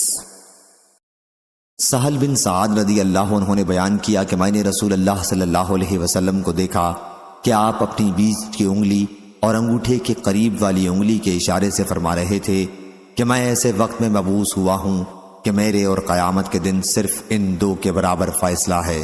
صحیح بخاری حدیث نمبر 4936۔ قتادہ نے بیان کیا کہا میں نے زرارہ بن عوف سے سنا، وہ سعد بن ہشام سے بیان کرتے تھے اور ان سے حضرت عائشہ رضی اللہ عنہا نے کہ نبی کریم صلی اللہ علیہ وسلم نے فرمایا اس شخص کی مثال جو قرآن پڑھتا ہے اور وہ اس کا حافظ بھی ہے، مکرم اور نیک لکھنے والے فرشتوں جیسی ہے، اور جو شخص قرآن مجید بار بار پڑھتا ہے پھر بھی وہ اس کے لیے دشوار ہے تو اسے دگنا ثواب ملے گا۔ صحیح بخاری حدیث نمبر 4937۔ عبداللہ بن عمر رضی اللہ عنہ نے بیان کیا کہ نبی کریم صلی اللہ علیہ وسلم نے فرمایا جس دن لوگ دونوں جہاں کے پالنے والے کے سامنے حساب دینے کے لیے کھڑے ہوں گے تو کافروں کی گانوں کی لو تک پسینے میں ڈوب جائیں گے۔ صحیح بخاری حدیث نمبر 4938۔ عثمان بن اسود نے بیان کیا انہوں نے ابن ابی ملیکہ سے سنا اور انہوں نے حضرت عائشہ رضی اللہ عنہا سے سنا، انہوں نے بیان کیا کہ میں نے نبی کریم صلی اللہ علیہ وسلم سے سنا۔ ہم سے سلیمان بن حرب نے بیان کیا، کہا ہم سے حماد بن زید نے بیان کیا، ان سے ایوب نے، ان سے ابن ابی ملیکہ نے اور ان سے حضرت عائشہ رضی اللہ عنہا نے، انہوں نے رسول کریم صلی اللہ علیہ وسلم سے سنا۔ ہم سے مسدد نے بیان کیا، کہا ہم سے یحییٰ نے، ان سے ابو یونس حاتم بن ابی صغیرہ نے، ان سے ابن ابی ملیکہ نے، ان سے قاسم نے اور ان سے حضرت عائشہ رضی اللہ عنہا نے بیان کیا کہ رسول اللہ صلی اللہ علیہ وسلم نے فرمایا جس کسی سے بھی قیامت کے دن حساب لے لیا گیا تو وہ ہلاک ہو جائے گا۔ حضرت عائشہ رضی اللہ عنہا نے کہا کہ میں نے عرض کیا یا رسول اللہ صلی اللہ علیہ وسلم اللہ مجھے آپ پر قربان کرے، کیا اللہ تعالیٰ نے یہ ارشاد نہیں فرمایا کہ فَأَمَّا مَنْ أُوتِيَ كِتَابَهُ بِيَمِينِهِ فَسَوْفَ يُحَاسَبُ حِسَابًا يَسِيرًا، تو جس کسی کا نامہ یا مال اس کے داہنے ہاتھ میں ملے گا سو اس سے آسان حساب لیا جائے گا۔ حضرت صلی اللہ علیہ وسلم نے فرمایا آیت میں جس حساب کا ذکر ہے وہ تو پیشی ہوگی، وہ صرف پیش کیے جائیں گے اور بغیر حساب چھوٹ جائیں گے، لیکن جس سے بھی پوری طرح حساب لے لیا گیا وہ ہلاک ہوگا۔ صحیح بخاری حدیث نمبر 4939۔ حضرت ابن عباس رضی اللہ عنہ نے کہا لَتَرْكَبُنَّ طَبَقًا عَنْ طَبَقٍ، یعنی تم کو ضرور ایک حالت کے بعد دوسری حالت پر پہنچنا ہے۔ بیان کیا کہ یہاں مراد نبی کریم صلی اللہ علیہ وسلم ہیں کہ آپ کو کامیابی رفتہ رفتہ حاصل ہوگی۔ صحیح بخاری حدیث نمبر 4940۔ برا بن عازب رضی اللہ عنہ نے بیان کیا کہ نبی کریم صلی اللہ علیہ وسلم کے مہاجر صحابہ میں سب سے پہلے ہمارے پاس مدینہ تشریف لانے والے مصعب بن عمیر اور ابن ام مکتوم رضی اللہ عنہ تھے۔ مدینہ پہنچ کر ان بزرگوں نے ہمیں قرآن مجید پڑھانا شروع کر دیا، پھر عمار، بلال اور سعد رضی اللہ عنہم آئے، اور پھر عمر بن خطاب رضی اللہ عنہ 20 صحابہ کو ساتھ لے کر آئے۔ اس کے بعد نبی کریم صلی اللہ علیہ وسلم تشریف لائے۔ میں نے کبھی مدینہ والوں کو اتنا خوش ہونے والا نہیں دیکھا تھا جتنا وہ حضور اکرم صلی اللہ علیہ وسلم کی آمد پر خوش ہوئے تھے۔ بچیاں اور بچے بھی کہنے لگے تھے کہ آپ صلی اللہ علیہ وسلم اللہ کے رسول صلی اللہ علیہ وسلم ہیں، ہمارے یہاں تشریف لائے ہیں۔ میں نے حضرت صلی اللہ علیہ وسلم کی مدینہ میں تشریف آوری سے پہلے ہی سبح اسم ربک الاعلی اور اس جیسی اور صورتیں پڑھ لی تھیں۔ صحیح بخاری حدیث نمبر 4941۔ عبداللہ بن زمار رضی اللہ عنہ نے خبر دی کہ انہوں نے رسول اللہ صلی اللہ علیہ وسلم سے سنا حضرت صلی اللہ علیہ وسلم نے اپنے ایک خطبے میں حضرت صالح علیہ السلام کی اونٹنی کا ذکر فرمایا اور اس شخص کا بھی ذکر فرمایا جس نے اس کی کونچیں کاٹ ڈالی تھیں۔ پھر آپ نے ارشاد فرمایا اذم بعثا اشقہا، یعنی اس اونٹنی کو مار ڈالنے کے لیے ایک مفسد قدار نامی جو اپنی قوم میں ابو زماں کی طرح غالب اور طاقتور تھا اٹھا۔ حضرت صلی اللہ علیہ وسلم نے عورتوں کے حقوق کا بھی ذکر فرمایا۔ تم میں بعض اپنی بیوی کو غلام کی طرح کوڑے مارتے ہیں، حالانکہ اسی دن کے ختم ہونے پر وہ اس سے ہم بستری بھی کرتے ہیں۔ پھر آپ نے انہیں ریاح خارج ہونے پر ہنسنے سے منع فرمایا اور فرمایا کہ ایک کام جو تم میں ہر شخص کرتا ہے اسی پر تم دوسروں پر کس طرح ہنستے ہو۔ ابو معاویہ نے بیان کیا کہ ہم سے حشام بن عروہ بن زبیر نے، ان سے حضرت عبداللہ بن زماں رضی اللہ عنہ نے بیان کیا کہ نبی کریم صلی اللہ علیہ وسلم نے اس حدیث میں یوں فرمایا، ابو زماں کی طرح جو زبیر بن عوام کا چچا تھا۔ صحیح بخاری حدیث نمبر 4942۔ علقمہ بن قیس نے بیان کیا کہ عبداللہ بن مسعود رضی اللہ عنہ کے شاگردوں کے ساتھ میں ملک شام پہنچا۔ ہمارے متعلق ابو درداء رضی اللہ عنہ نے سنا تو ہم سے ملنے خود تشریف لائے اور دریافت فرمایا تم میں کوئی قرآن کا قاری ہے؟ ہم نے کہا جی ہاں ہے۔ دریافت فرمایا کہ سب سے اچھا قاری کون ہے؟ لوگوں نے میری طرف اشارہ کیا۔ آپ نے فرمایا کہ پھر کوئی آیت تلاوت کرو۔ میں نے واللیل اذا یغشی والنہار اذا تجلی والذکر والانثی کی تلاوت کی۔ ابو درداء رضی اللہ عنہ نے پوچھا کیا تم نے خود یہ آیت اپنے استاد عبداللہ بن مسعود رضی اللہ عنہ کی زبانی اسی طرح سنی ہے؟ کہا جی ہاں۔ انہوں نے اس پر کہا کہ میں نے بھی نبی کریم صلی اللہ علیہ وسلم کی زبانی یہ آیت اسی طرح سنی ہے، لیکن یہ شام والے ہم پر انکار کرتے ہیں۔ صحیح بخاری حدیث نمبر 4943۔ ابراہیم نخعی نے بیان کیا کہ عبداللہ بن مسعود رضی اللہ عنہ کے کچھ شاگرد ابو درداء رضی اللہ عنہ کے یہاں شام آئے۔ انہوں نے انہیں تلاش کیا اور پا لیا۔ پھر ان سے پوچھا کہ تم میں کون عبداللہ بن مسعود رضی اللہ عنہ کی قرأت کے مطابق قرأت کر سکتا ہے؟ شاگردوں نے کہا کہ ہم سب کر سکتے ہیں۔ پھر پوچھا کسے ان کی قرأت زیادہ محفوظ ہے؟ سب نے حضرت علقمہ کی طرف اشارہ کیا۔ انہوں نے دریافت کیا انہیں سورہ واللیل اذا یغشی کی قرأت کرتے کس طرح سنا ہے؟ علقمہ نے کہا والذکر والانثی، بغیر خلق کے۔ کہا کہ میں گواہی دیتا ہوں کہ میں نے بھی رسول کریم صلی اللہ علیہ وسلم کو اسی طرح قرأت کرتے سنا ہے، لیکن یہ لوگ یعنی شام والے چاہتے ہیں کہ میں وما خلق الذکر والانثی پڑھوں۔ اللہ کی قسم میں ان کی پیروی نہیں کروں گا۔ صحیح بخاری حدیث نمبر 4944۔ حضرت علی رضی اللہ عنہ نے بیان کیا کہ ہم نبی کریم صلی اللہ علیہ وسلم کے ساتھ بقیع الغرقد مدینہ منورہ کے قبرستان میں ایک جنازے میں تھے۔ حضرت صلی اللہ علیہ وسلم نے اس موقع پر فرمایا تم میں کوئی ایسا نہیں جس کا ٹھکانہ جنت یا جہنم میں لکھا نہ جا چکا ہو۔ صحابہ نے عرض کیا یا رسول اللہ صلی اللہ علیہ وسلم پھر کیوں نہ ہم اپنی اس تقدیر پر بھروسہ کر لیں؟ حضرت صلی اللہ علیہ وسلم نے فرمایا کہ عمل کرتے رہو کہ ہر شخص کو اسی عمل کی توفیق ملتی رہتی ہے جس کے لیے وہ پیدا کیا گیا ہے۔ پھر آپ نے آیت فَأَمَّا مَنْ أَعْطَىٰ وَاتَّقَىٰ وَصَدَّقَ بِالْحُسْنَىٰ آخر تک پڑھی، یعنی ہم اس کے لیے نیک کام آسان کر دیں گے۔ صحیح بخاری حدیث نمبر 4945۔ شعبہ نے بیان کیا ان سے سلیمان عامش نے، ان سے سعد بن عبیدہ نے، ان سے ابو عبد الرحمن سلمہ نے اور ان سے حضرت علی رضی اللہ عنہ نے کہ نبی کریم صلی اللہ علیہ وسلم ایک جنازے میں تھے۔ آپ نے ایک لکڑی اٹھائی اور اس سے زمین کو ریدتے ہوئے فرمایا کہ تم میں کوئی شخص ایسا نہیں جس کا جنت یا دوزخ کا ٹھکانہ لکھا نہ جا چکا ہو۔ صحابہ نے عرض کیا یا رسول اللہ صلی اللہ علیہ وسلم کیا پھر ہم اسی پر بھروسہ نہ کر لیں؟ حضرت صلی اللہ علیہ وسلم نے فرمایا کہ عمل کرتے رہو کہ ہر شخص کو توفیق دی گئی ہے انہی اعمال کی جن کے لیے وہ پیدا کیا گیا ہے۔ سو جس نے دیا اور اللہ سے ڈرا اور اچھی بات کو سچا سمجھا آخر آیت تک۔ شعبہ نے بیان کیا کہ مجھ سے یہ حدیث منصور بن معتمر نے بھی بیان کی اور انہوں نے بھی سلیمان عامش سے اس کے موافق بیان کی، اس میں کوئی خلاف نہیں کیا۔ صحیح بخاری حدیث نمبر 4946۔ حضرت علی رضی اللہ عنہ نے بیان کیا کہ ہم نبی کریم صلی اللہ علیہ وسلم کے پاس بیٹھے ہوئے تھے۔ آپ نے فرمایا کہ ہم میں کوئی ایسا نہیں جس کا جہنم کا ٹھکانہ اور جنت کا ٹھکانہ لکھا نہ جا چکا ہو۔ ہم نے عرض کیا یا رسول اللہ صلی اللہ علیہ وسلم، پھر ہم اسی پر بھروسہ کیوں نہ کر لیں؟ فرمایا نہیں، عمل کرتے رہو کیونکہ ہر شخص کو آسانی دی گئی ہے۔ اور اس کے بعد آپ نے اس آیت کی تلاوت کی، فَأَمَّا مَنْ آتَى وَاتَّقَى، یعنی سو جس نے دیا اور اللہ سے ڈرا اور اچھی بات کو سچا سمجھا، اس کے لیے راحت کی چیزیں آسان کر دیں گے۔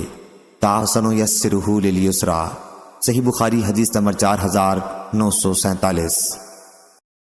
حضرت علی رضی اللہ عنہ نے بیان کیا کہ ہم بقیع الغرقد میں ایک جنازے کے ساتھ تھے، پھر رسول اللہ صلی اللہ علیہ وسلم بھی تشریف لائے، آپ بیٹھ گئے اور ہم بھی آپ کے چاروں طرف بیٹھ گئے۔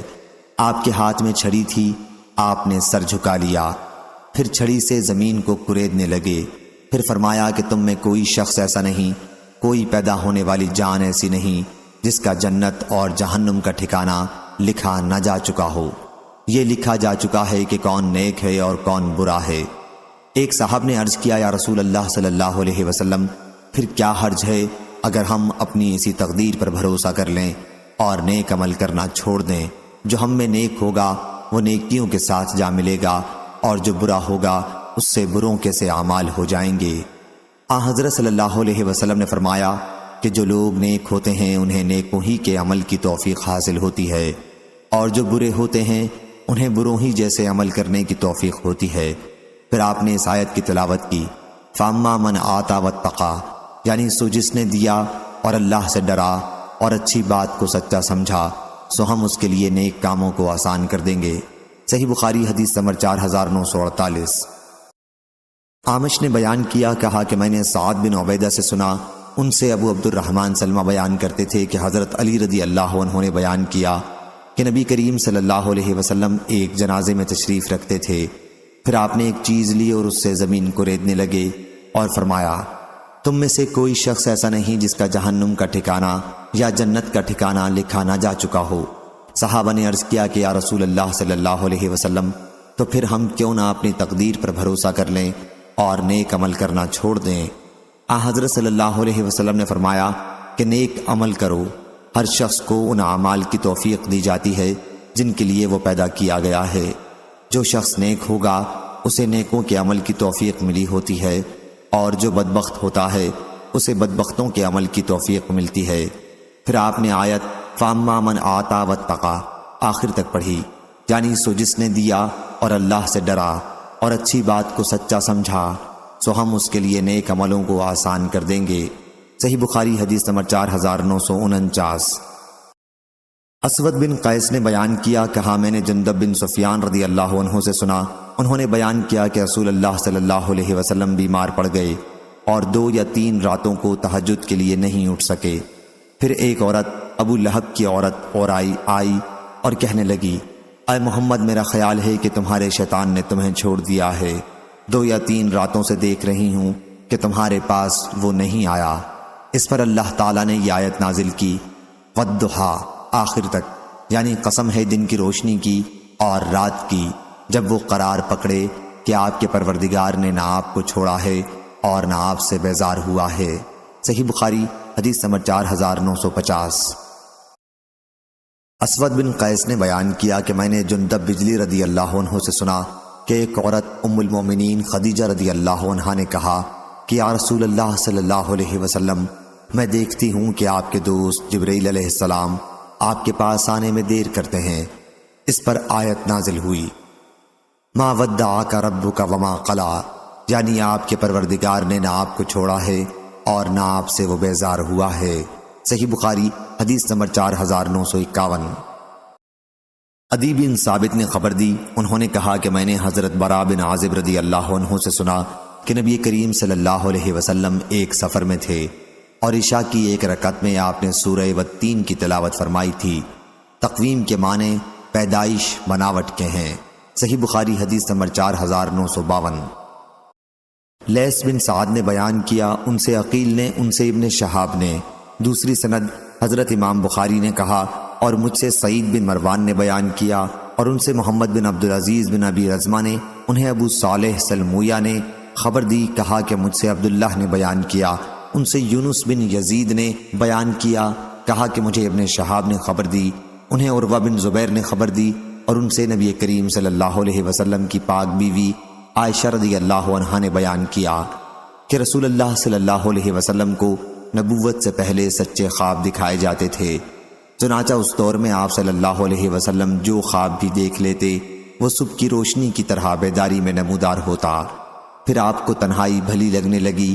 اس دور میں آپ صلی اللہ علیہ وسلم غار حرا تنہا تشریف لے جاتے اور آپ صلی اللہ علیہ وسلم وہاں تحنس کیا کرتے تھے۔ عروہ نے کہا تحنس سے عبادت مراد ہے۔ آپ صلی اللہ علیہ وسلم وہاں کئی راتیں جاگتے، گھر میں نہ آتے اور اس کے لیے اپنے گھر سے توشہ لے جایا کرتے تھے۔ پھر جب توشہ ختم ہو جاتا پھر خدیجہ رضی اللہ عنہا کے ہاں لوٹ کر تشریف لاتے اور اتنا ہی توشہ پھر لے جاتے۔ اسی حال میں آپ غار حرا میں تھے کہ دفتن آپ پر وحی نازل ہوئی۔ چنانچہ فرشتہ آپ کے پاس آیا اور کہا پڑھیے۔ حضرت صلی اللہ علیہ وسلم نے فرمایا کہ میں پڑھا ہوا نہیں ہوں۔ حضور صلی اللہ علیہ وسلم نے بیان کیا کہ مجھے فرشتے نے پکڑ لیا اور اتنا بھینچا کہ میں بے طاقت ہو گیا۔ پھر انہوں نے مجھے چھوڑ دیا اور کہا کہ پڑھیے۔ میں نے کہا کہ میں پڑھا ہوا نہیں ہوں۔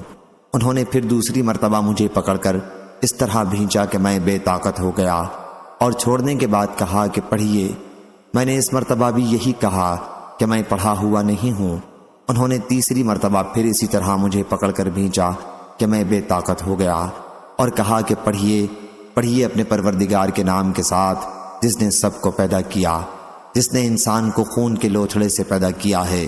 آپ پڑھیے اور آپ کا رب بڑا کریم ہے جس نے قلم کے ذریعے تعلیم دی ہے سے آیت علم الانسان ما لم یعلم تک۔ پھر حضرت صلی اللہ علیہ وسلم ان 5 آیات کو لے کر واپس گھر تشریف لائے اور گھبراہٹ سے آپ کے مونڈھے اور گردن کا گوشت پھڑک حرکت کر رہا تھا۔ آپ صلی اللہ علیہ وسلم نے خدیجہ رضی اللہ عنہا کے پاس پہنچ کر فرمایا کہ مجھے چادر اوڑھا دو، مجھے چادر اوڑھا دو۔ چنانچہ انہوں نے آپ کو چادر اوڑھا دی۔ جب گھبراہٹ آپ سے دور ہوئی تو آپ صلی اللہ علیہ وسلم نے خدیجہ رضی اللہ عنہا سے کہا اب کیا ہوگا؟ مجھے تو اپنی جان کا ڈر ہو گیا ہے۔ پھر آپ صلی اللہ علیہ وسلم نے سارا واقعہ انہیں سنایا۔ خدیجہ رضی اللہ عنہا نے کہا ایسا ہرگز نہ ہوگا، آپ کو خوشخبری ہو، اللہ کی قسم اللہ آپ کو کبھی رسوا نہیں کرے گا۔ اللہ کی قسم آپ تو صلہ رحمی کرنے والے ہیں، آپ ہمیشہ سچ بولتے ہیں، آپ کمزور و ناتواں کا بوجھ خود اٹھا لیتے ہیں، جنہیں کہیں سے کچھ نہیں ملتا وہ آپ صلی اللہ علیہ وسلم کے یہاں سے پا لیتے ہیں۔ آپ مہمان نواز ہیں اور حق کے راستے میں پیش آنے والی مصیبتوں پر لوگوں کی مدد کرتے ہیں۔ پھر خدیجہ رضی اللہ عنہا حضرت صلی اللہ علیہ وسلم کو لے کر ورقہ بن نوفل کے پاس آئیں۔ وہ خدیجہ رضی اللہ عنہا کے چچا اور آپ کے والد کے بھائی تھے۔ وہ زمانہ جاہلیت میں نصرانی ہو گئے تھے اور عربی لکھ لیتے تھے۔ جس طرح اللہ نے چاہا انہوں نے انجیل بھی عربی میں لکھی تھی۔ وہ بہت بوڑھے تھے اور نابینا ہو گئے تھے۔ خدیجہ رضی اللہ عنہا نے ان سے کہا چچا اپنے بھتیجے کا حال سنیے۔ ورقہ نے کہا بیٹے تم نے کیا دیکھا ہے؟ آپ صلی اللہ علیہ وسلم نے سارا حال سنایا جو کچھ آپ نے دیکھا تھا۔ اس پر ورقہ نے کہا یہی وہ ناموس حضرت جبریل علیہ السلام ہیں جو حضرت موسیٰ علیہ السلام کے پاس آتے تھے۔ کاش میں تمہارے نبوت کے زمانے میں جوان اور طاقتور ہوتا، کاش میں اس وقت تک زندہ رہ جاتا۔ پھر ورقہ نے کچھ اور کہا جب آپ کی قوم آپ کو مکے سے نکالے گی حضرت صلی اللہ علیہ وسلم نے پوچھا کیا واقعی یہ لوگ مجھے مکے سے نکال دیں گے؟ ورقہ نے کہا ہاں، جو دعوت آپ لے کر آئے ہیں اسے جو بھی لے کر آیا تو اس سے عداوت ضرور کی گئی۔ اگر میں آپ کی نبوت کے زمانے میں زندہ رہ گیا تو میں ضرور بھرپور طریقے پر آپ کا ساتھ دوں گا۔ اس کے بعد ورقہ کا انتقال ہو گیا اور کچھ دنوں کے لیے وحی کا آنا بھی بند ہو گیا۔ آپ صلی اللہ علیہ وسلم وحی کے بند ہو جانے کی وجہ سے غمگین رہنے لگے۔ صحیح بخاری حدیث نمبر 4953۔ حضرت جابر بن عبداللہ انصاری رضی اللہ عنہ نے بیان کیا کہ رسول کریم صلی اللہ علیہ وسلم وحی کے کچھ دنوں کے لیے رک جانے کا ذکر فرما رہے تھے۔ حضرت صلی اللہ علیہ وسلم نے فرمایا کہ میں چل رہا تھا کہ میں نے اچانک آسمان کی طرف سے ایک آواز سنی۔ میں نے نظر اٹھا کر دیکھا تو وہی فرشتہ جبریل علیہ السلام جو میرے پاس غار حرا میں آیا تھا آسمان اور زمین کے درمیان کرسی پر بیٹھا ہوا نظر آیا۔ میں ان سے بہت ڈرا اور گھر واپس آ کر میں نے کہا کہ مجھے چادر اڑا دو۔ چنانچہ گھر والوں نے مجھے چادر اڑا دی۔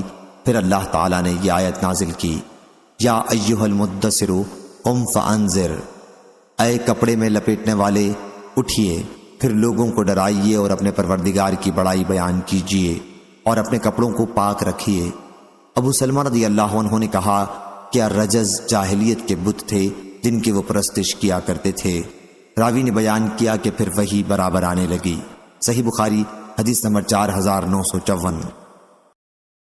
عقیل نے بیان کیا، ان سے ابن شہاب نے، ان سے عروہ نے اور ان سے حضرت عائشہ رضی اللہ عنہا نے بیان کیا کہ شروع میں رسول کریم صلی اللہ علیہ وسلم کو سچے خواب دکھائے جانے لگے۔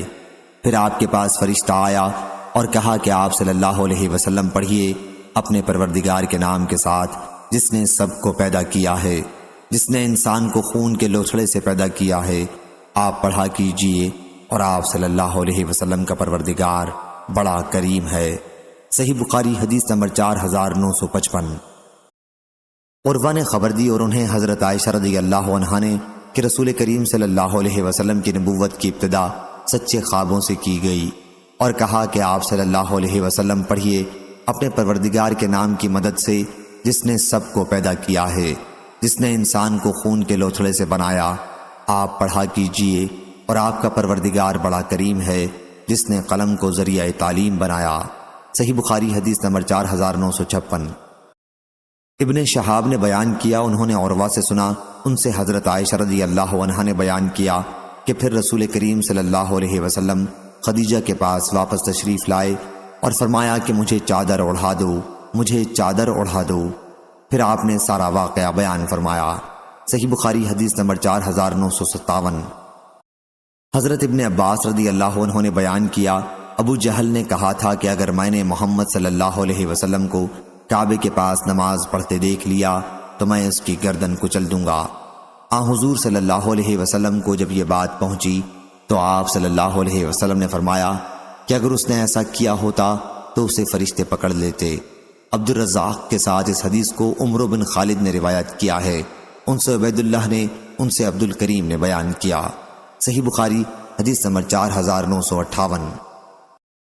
شعبہ نے بیان کیا کہ میں نے قتادہ سے سنا اور انہوں نے حضرت انس بن مالک رضی اللہ عنہ سے کہ رسول کریم صلی اللہ علیہ وسلم نے ابی بن کعب رضی اللہ عنہ سے فرمایا کہ اللہ تعالیٰ نے مجھے حکم دیا ہے کہ تمہیں سورہ لم یکن الذین کفروا پڑھ کر سناؤں۔ حضرت ابی بن کعب رضی اللہ عنہ نے عرض کیا، کیا اللہ نے میرا نام بھی لیا ہے؟ حضرت صلی اللہ علیہ وسلم نے فرمایا کہ ہاں۔ اس پر وہ رونے لگے۔ صحیح بخاری حدیث نمبر 4959۔ حضرت انس رضی اللہ عنہ نے بیان کیا کہ نبی کریم صلی اللہ علیہ وسلم نے ابی بن کعب رضی اللہ عنہ سے فرمایا، اللہ تعالیٰ نے مجھے حکم دیا ہے کہ تمہیں قرآن سورہ لم یکن الذین پڑھ کر سناؤں۔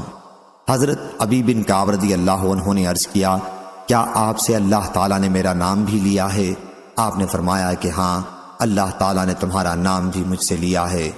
حضرت ابی بن کعب رضی اللہ عنہ یہ سن کر رونے لگے۔ قتادہ نے بیان کیا کہ مجھے خبر دی گئی ہے کیا حضرت صلی اللہ علیہ وسلم نے انہیں سورہ لم یکن الذین کفروا من اہل الکتاب پڑھ کر سنائی تھی۔ صحیح بخاری حدیث نمبر 4960۔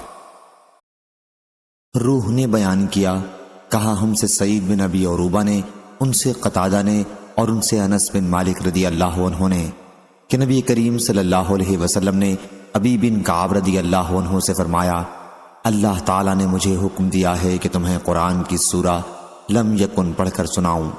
انہوں نے پوچھا، کیا اللہ نے آپ سے میرا نام بھی لیا ہے؟ آپ نے فرمایا کہ ہاں۔ حضرت ابی بن کعب رضی اللہ عنہ بولے، تمام جہانوں کے پالنے والے کے ہاں میرا ذکر ہوا۔ حضور اکرم صلی اللہ علیہ وسلم نے فرمایا کہ ہاں۔ اس پر ان کی آنکھوں سے آنسو نکل پڑے۔ صحیح بخاری حدیث نمبر 4961۔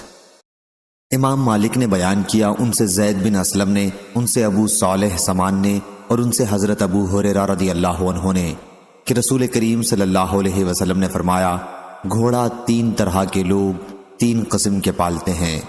ایک شخص کے لیے وہ اجر ہوتا ہے، دوسرے کے لیے وہ معافی ہے، تیسرے کے لیے عذاب ہے۔ جس کے لیے وہ اجر و ثواب ہے وہ شخص ہے جو اسے اللہ کے راستے میں جہاد کی نیت سے پالتا ہے۔ چراگاہ یا اس کے بجائے راوی نے یہ کہا باغ میں اس کی رسی کو دراز کر دیتا ہے اور وہ گھوڑا چراگاہ یا باغ میں اپنی رسی توڑا لے اور ایک دو کوڑے پھینکنے کی دوری تک حد سے آگے بڑھ گیا تو اس کے نشانات قدم اور اس کی لید بھی مالک کے لیے ثواب بن جاتی ہے۔ اور اگر کسی نہر سے گزرتے ہوئے اس میں سے مالک کے ارادے کے بغیر خود ہی اس نے پانی پی لیا تو یہ بھی مالک کے لیے باعث ثواب بن جاتا ہے۔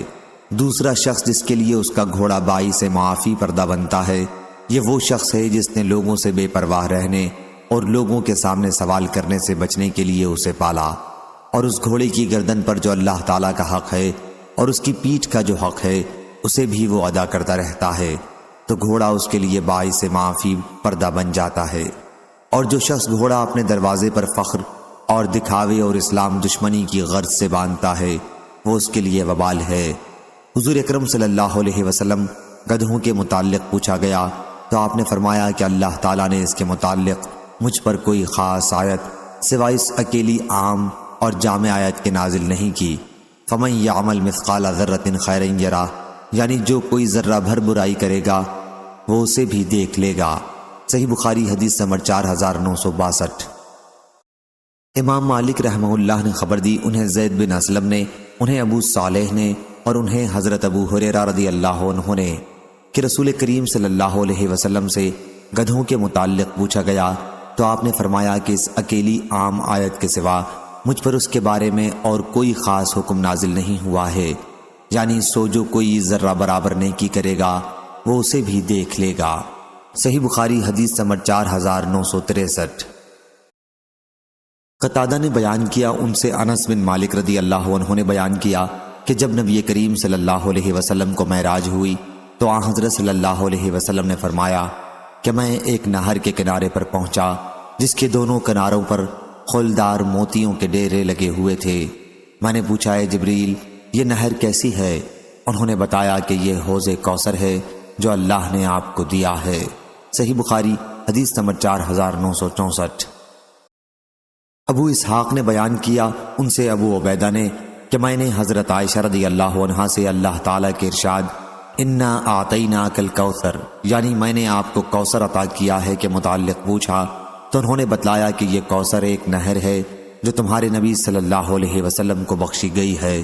اس کے دو کنارے ہیں جن پر خولدار موتیوں کے ڈیرے ہیں، اس کے آب خورے ستاروں کی طرح انگنت ہیں۔ اس حدیث کی روایت زکریہ اور ابو الاحوص اور مطرف نے ابو اسحاق سے کی ہے۔ صحیح بخاری حدیث نمبر 4965۔ سعید بن جبیر نے بیان کیا اور ان سے حضرت عبداللہ بن عباس رضی اللہ عنہ نے کوثر کے متعلق کہ وہ خیر کثیر ہے جو اللہ تعالیٰ نے نبی کریم صلی اللہ علیہ وسلم کو دی ہے۔ ابو بشر نے بیان کیا کہ میں نے سعید بن جبیر سے عرض کی لوگوں کا تو خیال ہے کہ اس سے جنت کی ایک نہر مراد ہے۔ سعید نے کہا کہ جنت کی نہر بھی اس خیر کثیر میں سے ایک ہے جو اللہ تعالیٰ نے حضور صلی اللہ علیہ وسلم کو دی ہے۔ صحیح بخاری حدیث نمبر 4966۔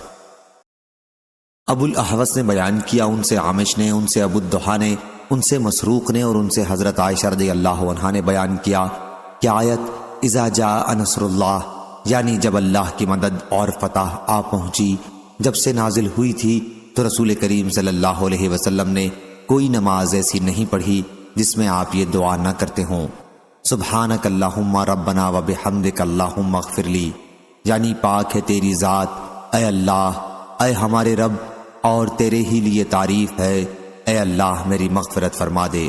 صحیح بخاری حدیث نمبر 4967۔ جریر نے بیان کیا، ان سے منصور نے، ان سے ابو الزحا نے، ان سے مسروق نے اور ان سے حضرت عائشہ رضی اللہ عنہا نے بیان کیا کہ رسول اللہ صلی اللہ علیہ وسلم سورہ فتح نازل ہونے کے بعد اپنے رکوع اور سجدوں میں بکثرت یہ دعا پڑھتے تھے، سبحانک اللہم ربنا، یعنی پاک ہے تیری ذات اے اللہ، اے ہمارے رب، اور تیرے ہی لیے تعریف ہے، اے اللہ میری مغفرت فرما دے۔ قرآن مجید کے حکم مذکور پر اس طرح آپ عمل کرتے تھے۔ صحیح بخاری حدیث نمبر 4968۔ عبد الرحمن بن مہدی نے بیان کیا، ان سے سفیان ثوری نے، ان سے حبیب بن ابی ثابت نے، ان سے سعید بن جبیر نے اور ان سے ابن عباس رضی اللہ عنہ نے کہ حضرت عمر رضی اللہ عنہ نے بوڑھے بدری صحابہ سے اللہ تعالیٰ کے ارشاد اذا جاء نصر اللہ یعنی جب اللہ کی مدد اور فتح آ پہنچی کے متعلق پوچھا تو انہوں نے جواب دیا کہ اس سے اشارہ بہت سے شہروں اور ملکوں کے فتح ہونے کی طرف ہے۔ حضرت عمر رضی اللہ عنہ نے کہا ابن عباس رضی اللہ عنہ تمہارا کیا خیال ہے؟ حضرت ابن عباس رضی اللہ عنہ نے جواب دیا کہ اس میں آپ صلی اللہ علیہ وسلم کی وفات کی خبر یا ایک مثال ہے، گویا آپ صلی اللہ علیہ وسلم کی موت کی آپ صلی اللہ علیہ وسلم کو خبر دی گئی ہے۔ صحیح بخاری حدیث نمبر 4969۔ ابو عوانہ نے بیان کیا ان سے ابو بشر نے، ان سے سعید بن جبیر نے اور ان سے حضرت ابن عباس رضی اللہ عنہ نے بیان کیا کہ عمر بن خطاب رضی اللہ عنہ مجھے بوڑھے بدری صحابہ کے ساتھ مجلس میں بٹھاتے تھے۔ بعض عبد الرحمن بن عوف رضی اللہ عنہ کو اس پر اعتراض ہوا۔ انہوں نے حضرت عمر رضی اللہ عنہ سے کہا کہ اسے آپ مجلس میں ہمارے ساتھ بٹھاتے ہیں، اس کے جیسے تو ہمارے بھی بچے ہیں۔ حضرت عمر رضی اللہ عنہ نے کہا کہ اس کی وجہ تمہیں معلوم ہے؟ پھر انہوں نے ایک دن ابن عباس رضی اللہ عنہ کو بلایا اور انہیں بوڑھے بدری صحابہ کے ساتھ بٹھایا۔ ابن عباس رضی اللہ عنہ نے کہا کہ میں سمجھ گیا کہ آپ نے مجھے انہیں دکھانے کے لیے بلایا ہے۔ پھر ان سے پوچھا اللہ تعالیٰ کے اس ارشاد کے متعلق تمہارا کیا خیال ہے؟ اذا جاء نصر اللہ یعنی جب اللہ کی مدد اور فتح آ پہنچی۔ بعض لوگوں نے کہا کہ جب ہمیں مدد اور فتح حاصل ہوئی تو اللہ کی حمد اور اس سے استغفار کا ہمیں آیت میں حکم دیا گیا ہے۔ کچھ لوگ خاموش رہے اور کوئی جواب نہیں دیا۔ پھر آپ نے مجھ سے پوچھا ابن عباس رضی اللہ عنہ کیا تمہارا بھی یہی خیال ہے؟ میں نے عرض کیا کہ نہیں۔ پوچھا پھر تمہاری کیا رائے ہے؟ میں نے عرض کیا کہ اس میں رسول اللہ صلی اللہ علیہ وسلم کی وفات کی طرف اشارہ ہے۔ اللہ تعالیٰ نے حضرت صلی اللہ علیہ وسلم کو یہی چیز بتائی ہے اور فرمایا کہ جب اللہ کی مدد اور فتح آ پہنچی یعنی پھر یہ آپ کی وفات کی علامت ہے، اس لیے آپ اپنے پروردگار کی پاکی و تعریف بیان کیجئے اور اس سے بخشش مانگا کیجئے، بے شک وہ بڑا توبہ قبول کرنے والا ہے۔ حضرت عمر رضی اللہ عنہ نے اس پر کہا میں بھی وہی جانتا ہوں جو تم نے کہا۔ صحیح بخاری حدیث نمبر 4970۔ حضرت ابن عباس رضی اللہ عنہ نے بیان کیا کہ جب یہ آیت نازل ہوئی آپ اپنے قریبی رشتہ داروں کو ڈرائیے اور اپنے گروہ کے ان لوگوں کو ڈراؤ جو مخلصین ہیں، تو رسول اللہ صلی اللہ علیہ وسلم صفا پہاڑی پر چڑھ گئے اور پکارا یا صباحا۔ قریش نے کہا یہ کون ہے؟ پھر وہاں سب آ کر جمع ہو گئے۔ حضرت صلی اللہ علیہ وسلم نے ان سے فرمایا تمہارا کیا خیال ہے اگر میں تمہیں بتاؤں کہ ایک لشکر اس پہاڑ کے پیچھے سے آنے والا ہے تو کیا تم مجھ کو سچا نہیں سمجھو گے؟ انہوں نے کہا ہمیں جھوٹ کا آپ سے تجربہ کبھی نہیں ہے۔ حضرت صلی اللہ علیہ وسلم نے فرمایا پھر میں تمہیں اس سخت عذاب سے ڈراتا ہوں جو تمہارے سامنے آ رہا ہے۔ یہ سن کر ابو لہب بولا تو تباہ ہو گیا، تو نے ہمیں اس لیے جمع کیا تھا۔ پھر حضرت صلی اللہ علیہ وسلم وہاں سے چلے آئے اور آپ پر یہ سورت نازل ہوئی تبت یدا ابی لہب و تب، یعنی دونوں ہاتھ ٹوٹ گئے ابو لہب کے اور وہ برباد ہو گیا۔ عامش نے یوں پڑھا وقد تبہ کذا، یہ حدیث روایت کی۔ صحیح بخاری حدیث نمبر 4971۔ عامش نے بیان کیا ان سے عمرو بن مرہ نے، ان سے سعید بن جبیر نے اور ان سے حضرت ابن عباس رضی اللہ عنہ نے بیان کیا کہ نبی کریم صلی اللہ علیہ وسلم بطحا کی طرف تشریف لے گئے اور پہاڑی پر چڑھ کر پکارا یا صباحا۔ قریش اس آواز پر آپ کے پاس جمع ہو گئے۔ حضرت صلی اللہ علیہ وسلم نے ان سے پوچھا تمہارا کیا خیال ہے اگر میں تمہیں بتاؤں کہ دشمن تم پر صبح کے وقت یا شام کے وقت حملہ کرنے والا ہے تو کیا تم میری تصدیق نہیں کرو گے؟ انہوں نے کہا کہ ہاں ضرور آپ کی تصدیق کریں گے۔ حضرت صلی اللہ علیہ وسلم نے فرمایا تو میں تمہیں سخت عذاب سے ڈراتا ہوں جو تمہارے سامنے آ رہا ہے۔ ابو لہب بولا تم تباہ ہو جاؤ، کیا تم نے ہمیں اسی لیے جمع کیا تھا؟ اس پر اللہ تعالیٰ نے یہ آیت نازل کی تبت یدا ابی لہب آخر تک۔ صحیح بخاری حدیث نمبر 4972۔ حضرت ابن عباس رضی اللہ عنہ نے بیان کیا کہ ابو لہب نے کہا تھا کہ تو تباہ ہو گیا، تو نے ہمیں اس لیے جمع کیا تھا۔ اس پر آیت تبت یدا ابی لہب نازل ہوئی۔ صحیح بخاری حدیث نمبر 4973۔ حضرت ابو ہریرہ رضی اللہ عنہ نے بیان کیا کہ نبی کریم صلی اللہ علیہ وسلم نے کہا اللہ تعالیٰ فرماتا ہے کہ مجھے ابن آدم نے جھٹلایا، حالانکہ اس کے لیے یہ مناسب نہیں تھا۔ مجھے اس نے گالی دی، حالانکہ اس کے لیے یہ بھی مناسب نہیں تھا۔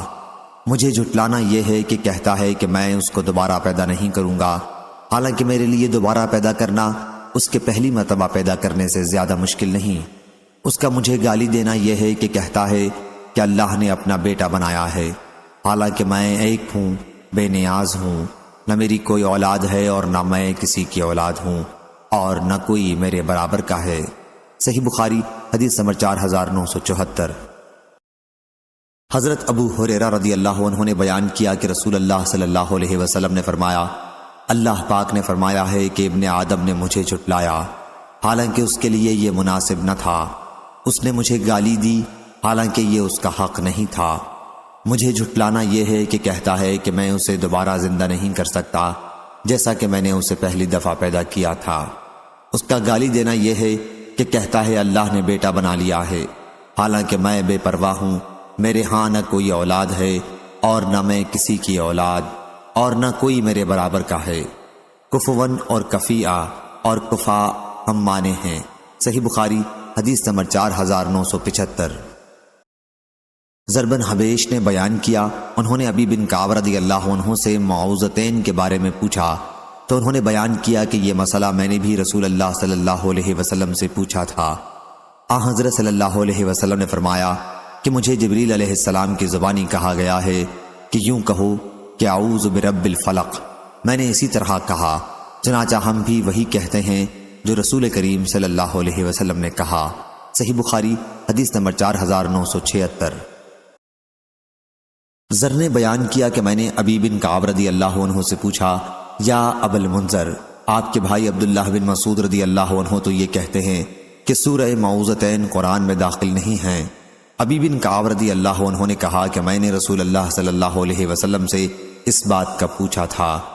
حضرت صلی اللہ علیہ وسلم نے مجھ سے فرمایا کہ جبریل علیہ السلام کی زبانی مجھ سے یوں کہا گیا، کیا ایسا کہہ؟ اور میں نے کہا۔ ابی بن کعب رضی اللہ عنہ نے کہا کہ ہم بھی وہی کہتے ہیں جیسا کہ رسول اللہ صلی اللہ علیہ وسلم نے فرمایا تھا۔ صحیح بخاری حدیث نمبر 4977۔ عبد الرحمن بن عوف نے بیان کیا کہ مجھ کو حضرت عائشہ اور عبداللہ بن عباس رضی اللہ عنہ نے خبر دی کہ نبی کریم صلی اللہ علیہ وسلم مکے میں 10 سال رہے اور قرآن نازل ہوتا رہا، اور مدینے میں بھی 10 سال تک رہے اور آپ پر وہاں بھی قرآن نازل ہوتا رہا۔ صحیح بخاری حدیث نمبر 4978، 4979۔ ابو عثمان مہدی نے بیان کیا کہ مجھے معلوم ہوا کہ حضرت جبریل علیہ السلام نبی کریم صلی اللہ علیہ وسلم کے پاس آئے اور آپ سے بات کرنے لگے۔ اس وقت ام المومنین ام سلمہ رضی اللہ عنہا آپ کے پاس موجود تھیں۔ حضرت صلی اللہ علیہ وسلم نے ان سے پوچھا کہ جانتی ہو یہ کون ہیں، یا اسی طرح کے الفاظ آپ نے فرمائے۔ ام المومنین نے کہا واہیہ کلبی ہیں۔ جب آپ کھڑے ہوئے، ام سلمہ نے بیان کیا کہ خدا کی قسم اس وقت بھی میں انہیں واہیہ کلبی سمجھتی رہی۔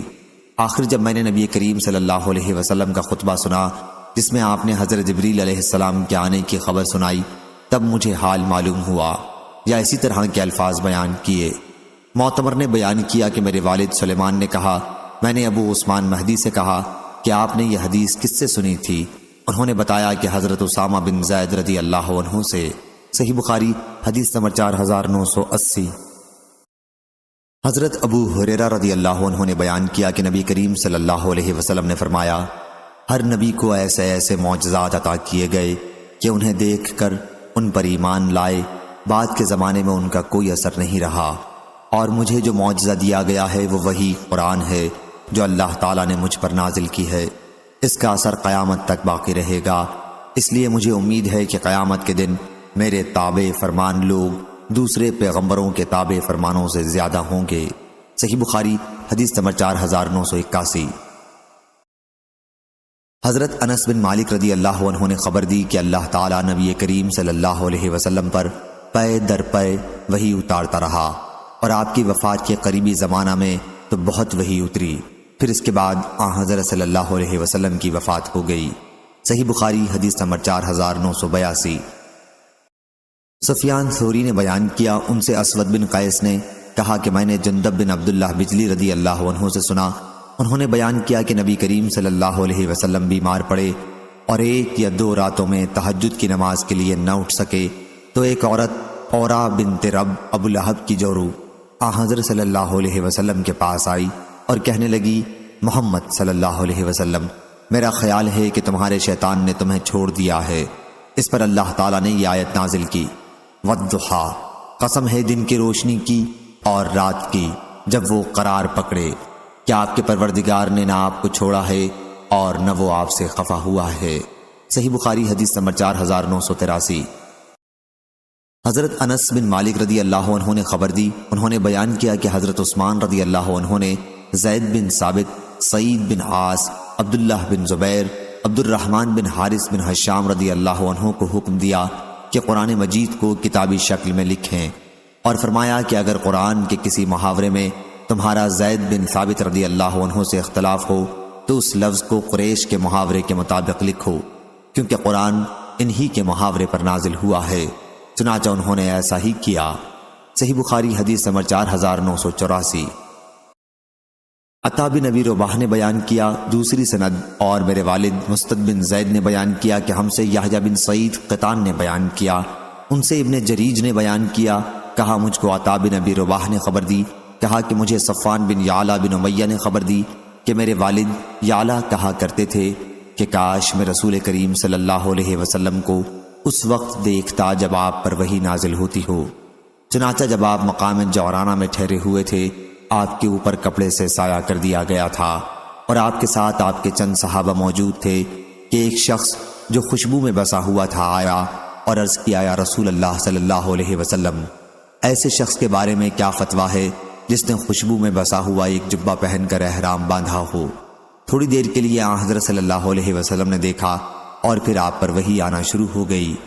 حضرت عمر رضی اللہ عنہ نے حضرت یعلا رضی اللہ عنہ کو اشارے سے بلایا، یعلا آئے اور اپنا سر اس کپڑے کے جس سے حضرت صلی اللہ علیہ وسلم کے لیے سایہ کیا گیا تھا اندر کر لیا۔ حضرت صلی اللہ علیہ وسلم کا چہرہ اس وقت سرخ ہو رہا تھا اور آپ تیزی سے سانس لے رہے تھے۔ تھوڑی دیر تک یہی کیفیت رہی، پھر یہ کیفیت دور ہو گئی اور آپ نے دریافت فرمایا کہ جس نے ابھی مجھ سے عمرے کے متعلق فتویٰ پوچھا تھا وہ کہاں ہے؟ اس شخص کو تلاش کر کے آپ کے پاس لایا گیا۔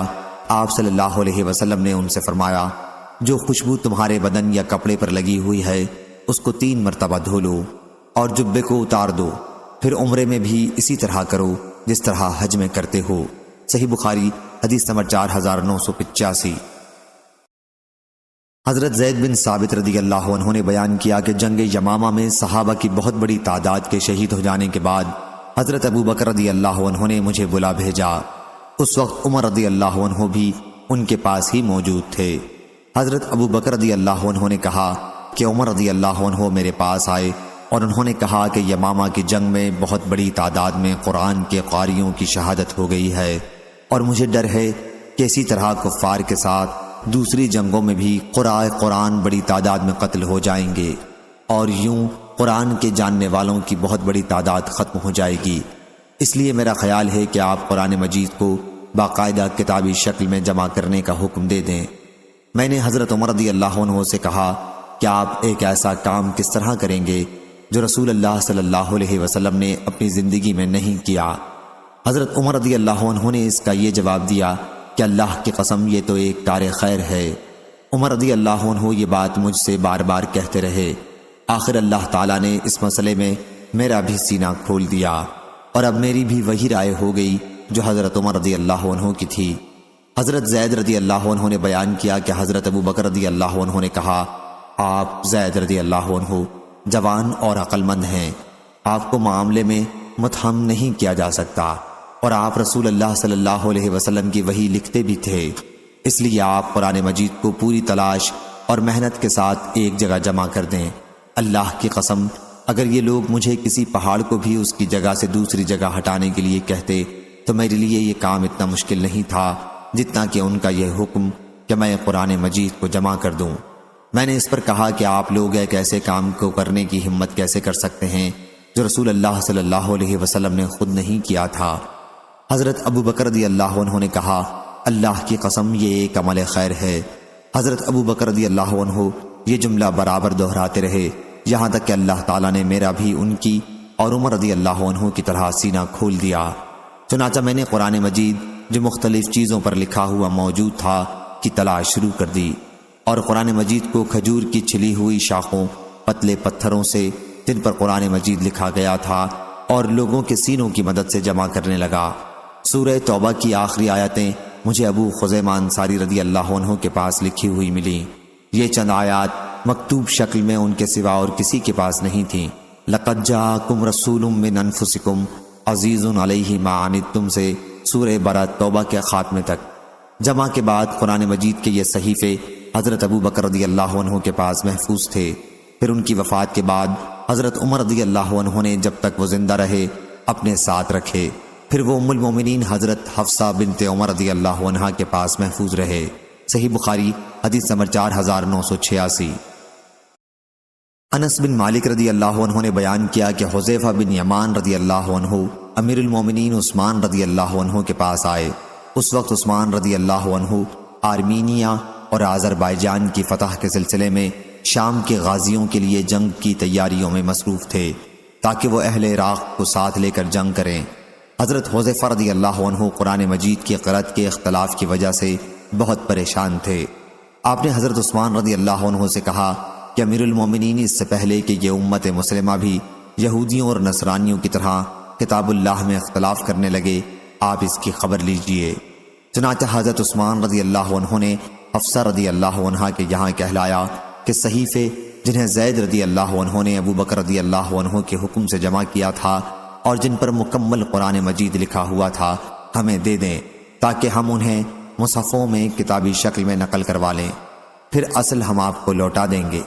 حضرت حفصہ رضی اللہ عنہ نے وہ صحیفے حضرت عثمان رضی اللہ عنہ کے پاس بھیج دیے، اور آپ نے زید بن ثابت، عبداللہ بن زبیر، سعید بن العاص، عبد الرحمن بن حارث بن حشام رضی اللہ عنہم کو حکم دیا کہ وہ ان صحیفوں کو مصحفوں میں نقل کر لیں۔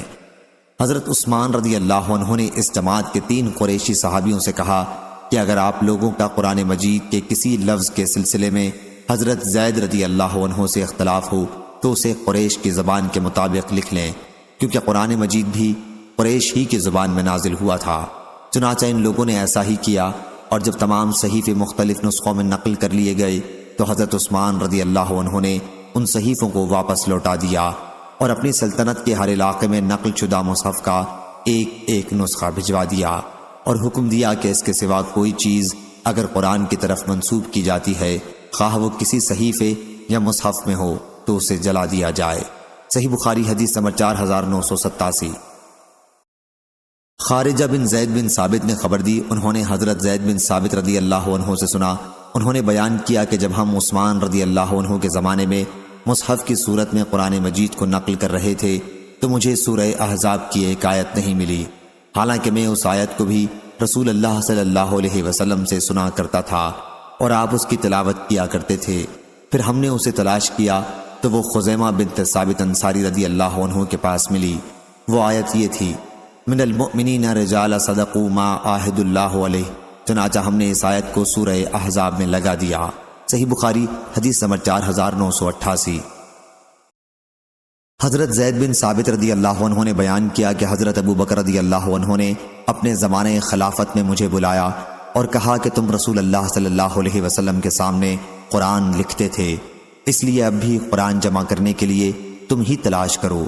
میں نے تلاش کی اور سورہ توبہ کی آخری 2 آیتیں مجھے حضرت خزیمہ انصاری رضی اللہ عنہ کے پاس لکھی ہوئی ملیں، ان کے سوا اور کہیں یہ 2 آیتیں نہیں مل رہی تھیں۔ وہ آیتیں یہ تھیں، لَقَدْ جَاءَكُمْ رَسُولٌ مِّنْ أَنفُسِكُمْ عَزِيزٌ عَلَيْهِ مَا عَنِتُّمْ، آخر تک۔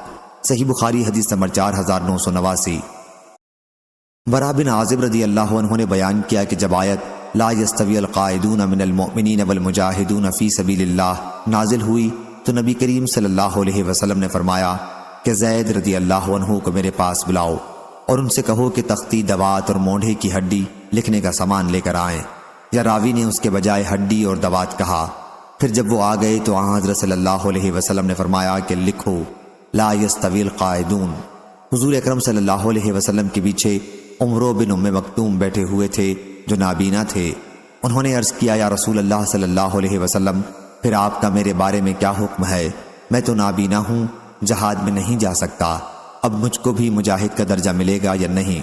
اس وقت یہ آیت یوں اتری، لا یستوی القاعدون من المؤمنین والمجاہدون فی سبیل اللہ غیر اولی الضرر نازل ہوئی۔ صحیح بخاری حدیث نمبر 4990۔ حضرت ابن عباس رضی اللہ عنہ نے بیان کیا کہ رسول اللہ صلی اللہ علیہ وسلم نے فرمایا، جبریل علیہ السلام نے مجھ کو پہلے عرب کے ایک ہی محاورے پر قرآن پڑھایا۔ میں نے ان سے کہا اس میں بہت سختی ہوگی۔ میں برابر ان سے کہتا رہا کہ اور محاوروں میں بھی پڑھنے کی اجازت دو، یہاں تک کہ 7 محاوروں کی اجازت ملی۔ صحیح بخاری حدیث نمبر 4991۔ مسعود بن مخرمہ اور عبد الرحمن بن عبد القاری نے بیان کیا، انہوں نے حضرت عمر بن خطاب رضی اللہ عنہ سے سنا، وہ بیان کرتے تھے کہ نبی کریم صلی اللہ علیہ وسلم کی زندگی میں نے ہشام بن حکیم کو سورہ فرقان نماز میں پڑھتے سنا۔ میں نے ان کی قرأت کو غور سے سنا تو معلوم ہوا کہ وہ سورت میں ایسے حروف پڑھ رہے ہیں کہ مجھے اس طرح حضرت صلی اللہ علیہ وسلم نے نہیں پڑھایا تھا۔ قریب تھا کہ میں ان کا سر نماز ہی میں پکڑ لیتا، لیکن میں نے بڑی مشکل سے صبر کیا، اور جب انہوں نے سلام پھیرا تو میں نے ان کی چادر سے ان کی گردن باندھ کر پوچھا، یہ سورت جو میں نے ابھی تمہیں پڑھتے ہوئے سنی ہے تمہیں کس نے اس طرح پڑھائی ہے؟ انہوں نے کہا کہ رسول اللہ صلی اللہ علیہ وسلم نے مجھے اسی طرح پڑھائی ہے۔ میں نے کہا تم جھوٹ بولتے ہو، خود حضور اکرم صلی اللہ علیہ وسلم نے مجھے اس سے مختلف دوسرے حرفوں سے پڑھائی جس طرح تم پڑھ رہے تھے۔ آخر میں انہیں کھینچتا ہوا حضرت صلی اللہ علیہ وسلم کی خدمت میں حاضر ہوا اور عرض کیا کہ میں نے اس شخص سے سورہ فرقان ایسے حرفوں میں پڑھتے سنی جن کی آپ نے مجھے تعلیم نہیں دی۔ آپ نے فرمایا، عمر رضی اللہ عنہ تم پہلے انہیں چھوڑ دو، اور اے ہشام تم پڑھ کر سناؤ۔ انہوں نے حضرت صلی اللہ علیہ وسلم کے سامنے بھی انہی حرفوں میں پڑھا جن میں نے انہیں نماز پڑھتے سنا تھا۔ حضرت صلی اللہ علیہ وسلم نے سن کر فرمایا کہ یہ سورت اسی طرح نازل ہوئی ہے۔ پھر فرمایا، عمر اب تم پڑھ کر سناؤ۔ میں نے اس طرح پڑھا جس طرح حضرت صلی اللہ علیہ وسلم نے مجھے تعلیم دی تھی۔ حضرت صلی اللہ علیہ وسلم نے اسے بھی سن کر فرمایا کہ اسی طرح نازل ہوئی ہے۔ یہ قرآن 7 حرفوں پر نازل ہوا ہے، پس تمہیں جس طرح آسان ہو پڑھو۔ صحیح بخاری حدیث نمبر 4992۔ یوسف بن ماہک نے خبر دی، انہوں نے بیان کیا کہ میں ام المومنین حضرت عائشہ رضی اللہ عنہا کی خدمت میں حاضر تھا کہ ایک عراقی ان کے پاس آیا اور پوچھا کہ کفن کیسا ہونا چاہیے۔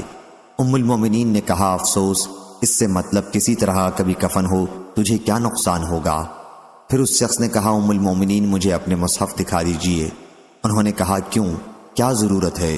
اس نے کہا، تاکہ میں بھی قرآن مجید اس ترتیب کے مطابق پڑھوں، کیونکہ لوگ بغیر ترتیب کے پڑھتے ہیں۔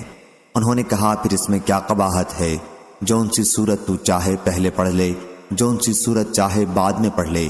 اگر اترنے کی ترتیب دیکھتا ہے تو پہلے مفصل کی ایک سورت اتری، اقرا باسم ربک، جس میں جنت دوزخ کا ذکر ہے۔ جب لوگوں کا دل اسلام کی طرف رجوع ہو گیا، اعتقاد پختہ ہو گئے، اس کے بعد حلال و حرام کے احکام اترے۔ اگر کہیں شروع ہی میں یہ اترتا کہ شراب نہ پینا تو لوگ کہتے ہم تو کبھی شراب پینا نہیں چھوڑیں گے۔ اگر شروع ہی میں یہ اترتا کہ زنا نہ کرو تو لوگ کہتے ہم تو زنا نہیں چھوڑیں گے۔ اس کے بجائے مکے میں محمد صلی اللہ علیہ وسلم پر اس وقت جب میں بچی تھی اور کھیلا کرتی تھی یہ آیت نازل ہوئی، بل الساعۃ موعدہم والساعۃ ادھیٰ وامر۔ لیکن سورہ بقرہ اور سورہ نساء اس وقت نازل ہوئی جب میں مدینے میں حضور اکرم صلی اللہ علیہ وسلم کے پاس تھی۔ بیان کیا کہ پھر انہوں نے اس عراقی کے لیے اپنا مصحف نکالا اور ہر سورت کی آیات کی تفصیل لکھوائی۔ صحیح بخاری حدیث نمبر 4993۔ ابو اسحاق نے بیان کیا، انہوں نے عبد الرحمن بن یزید سے سنا اور انہوں نے حضرت ابن مسعود رضی اللہ عنہ سے سنا، انہوں نے سورہ بنی اسرائیل، سورہ کہف، سورہ مریم، سورہ طٰہٰ اور سورہ انبیاء کے متعلق بتلایا کہ یہ 5 سورتیں اول درجے کی فصیح سورتیں ہیں اور میری یاد کی ہوئی ہیں۔ صحیح بخاری حدیث نمبر 4994۔ ابو اسحاق نے خبر دی، انہوں نے براء بن عازب رضی اللہ عنہ سے سنا، انہوں نے بیان کیا کہ میں نے سورہ سبح اسم ربک نبی کریم صلی اللہ علیہ وسلم کے مدینہ منورہ آنے سے پہلے ہی سیکھ لی تھی۔ صحیح بخاری حدیث نمبر 4995۔ شقیق نے بیان کیا کہ عبداللہ بن مسعود رضی اللہ عنہ نے کہا، میں ان جڑواں صورتوں کو جانتا ہوں جنہیں نبی کریم صلی اللہ علیہ وسلم ہر رکعت میں 2 پڑھتے تھے۔ پھر عبداللہ بن مسعود رضی اللہ عنہ مجلس سے کھڑے ہو گئے اور اپنے گھر چلے گئے۔ علقمہ بھی آپ کے ساتھ اندر گئے۔ جب علقمہ رضی اللہ عنہ باہر نکلے تو ہم نے ان سے انہی صورتوں کے متعلق پوچھا۔ انہوں نے کہا یہ شروع مفصل کی 20 صورتیں ہیں، ان کی آخری صورتیں وہ ہیں جن کے اول میں حامیم ہے، حامیم دخان اور اما یتساءلون بھی انہی میں سے ہیں۔ صحیح بخاری حدیث نمبر 4996۔ حضرت ابن عباس رضی اللہ عنہ نے بیان کیا کہ نبی کریم صلی اللہ علیہ وسلم خیر خیرات کرنے میں سب سے زیادہ سخی تھے، اور رمضان میں آپ کی سخاوت کی تو کوئی حد ہی نہیں تھی، کیونکہ رمضان کے مہینوں میں حضرت جبریل علیہ السلام آپ سے آ کر ہر رات ملتے تھے، یہاں تک کہ رمضان کا مہینہ ختم ہو جاتا وہ ان راتوں میں حضرت صلی اللہ علیہ وسلم کے ساتھ قرآن مجید کا دورہ کیا کرتے تھے۔ جب حضرت جبریل علیہ السلام آپ سے ملتے تو اس زمانے میں حضرت صلی اللہ علیہ وسلم تیز ہوا سے بھی بڑھ کر سخی ہو جاتے تھے۔ صحیح بخاری حدیث نمبر 4997۔ حضرت ابو ہریرہ رضی اللہ عنہ نے بیان کیا کہ جبریل علیہ السلام رسول اللہ صلی اللہ علیہ وسلم کے ساتھ ہر سال 1 مرتبہ قرآن مجید کا دورہ کیا کرتے تھے، لیکن جس سال حضرت صلی اللہ علیہ وسلم کی وفات ہوئی اس میں انہوں نے حضرت صلی اللہ علیہ وسلم کے ساتھ 2 مرتبہ دورہ کیا۔ حضرت صلی اللہ علیہ وسلم ہر سال 10 دن کا اعتکاف کیا کرتے تھے، لیکن جس سال آپ کی وفات ہوئی اس سال آپ صلی اللہ علیہ وسلم نے 20 دن کا اعتکاف کیا۔ صحیح بخاری حدیث نمبر 4998۔ شعبہ نے بیان کیا ان سے عمرو بن مرہ نے، ان سے ابراہیم نخعی نے، ان سے مسروق نے کہ عبداللہ بن عمرو بن العاص رضی اللہ عنہ نے عبداللہ بن مسعود رضی اللہ عنہ کا ذکر کیا اور کہا کہ اس وقت سے ان کی محبت میرے دل میں گھر کر گئی ہے جب سے میں نے حضرت صلی اللہ علیہ وسلم کو یہ کہتے ہوئے سنا کہ قرآن مجید کو 4 اصحاب سے حاصل کرو، جو عبداللہ بن مسعود، سالم، معاذ اور ابی بن کعب رضی اللہ عنہم ہیں۔ صحیح بخاری حدیث نمبر 4999۔ شقیق بن سلمہ نے بیان کیا کہ عبداللہ بن مسعود رضی اللہ عنہ نے ہمیں خطبہ دیا اور کہا کہ اللہ کی قسم میں نے کچھ اوپر 70 صورتیں خود رسول کریم صلی اللہ علیہ وسلم کی زبان مبارک سے سن کر حاصل کی ہیں۔ اللہ کی قسم حضور اکرم صلی اللہ علیہ وسلم کے صحابہ کو یہ بات اچھی طرح معلوم ہے کہ میں ان سب سے زیادہ قرآن مجید کا جاننے والا ہوں، حالانکہ میں ان سے بہتر نہیں ہوں۔ شقیق نے بیان کیا کہ پھر میں مجلس میں بیٹھا تاکہ صحابہ رضی اللہ عنہم کی رائے سن سکوں کہ وہ کیا کہتے ہیں، لیکن میں نے کسی سے اس بات کی تردید نہیں سنی۔ صحیح بخاری حدیث نمبر 5000۔